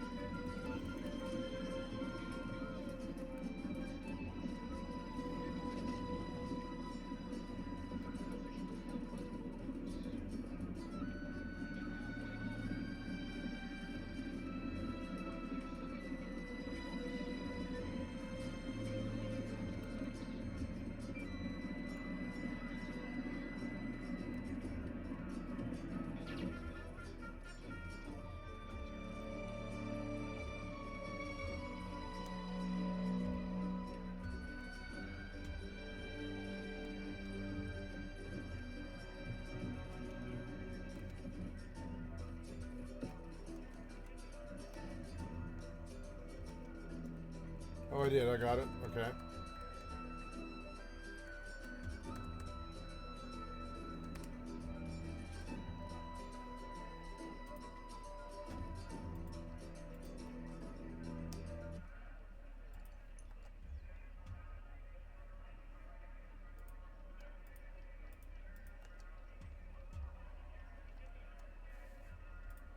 Have to pay for in order to watch the show in the right country. It's insane. And I mean, if you really want to take it even farther, you can take a step back even further and realize that the fact that our entire wealth is indicated by just a number on an app on our touchscreen on our phone is crazy. Like, we devalue the process of spending money. Back in the day, you used to have physical cash and you would give that to someone and you would see that you have less money in your wallet, and like psychologically that had a bigger effect on you, and you were probably less likely to spend money and more likely to save. But now it's just a number go down in an app.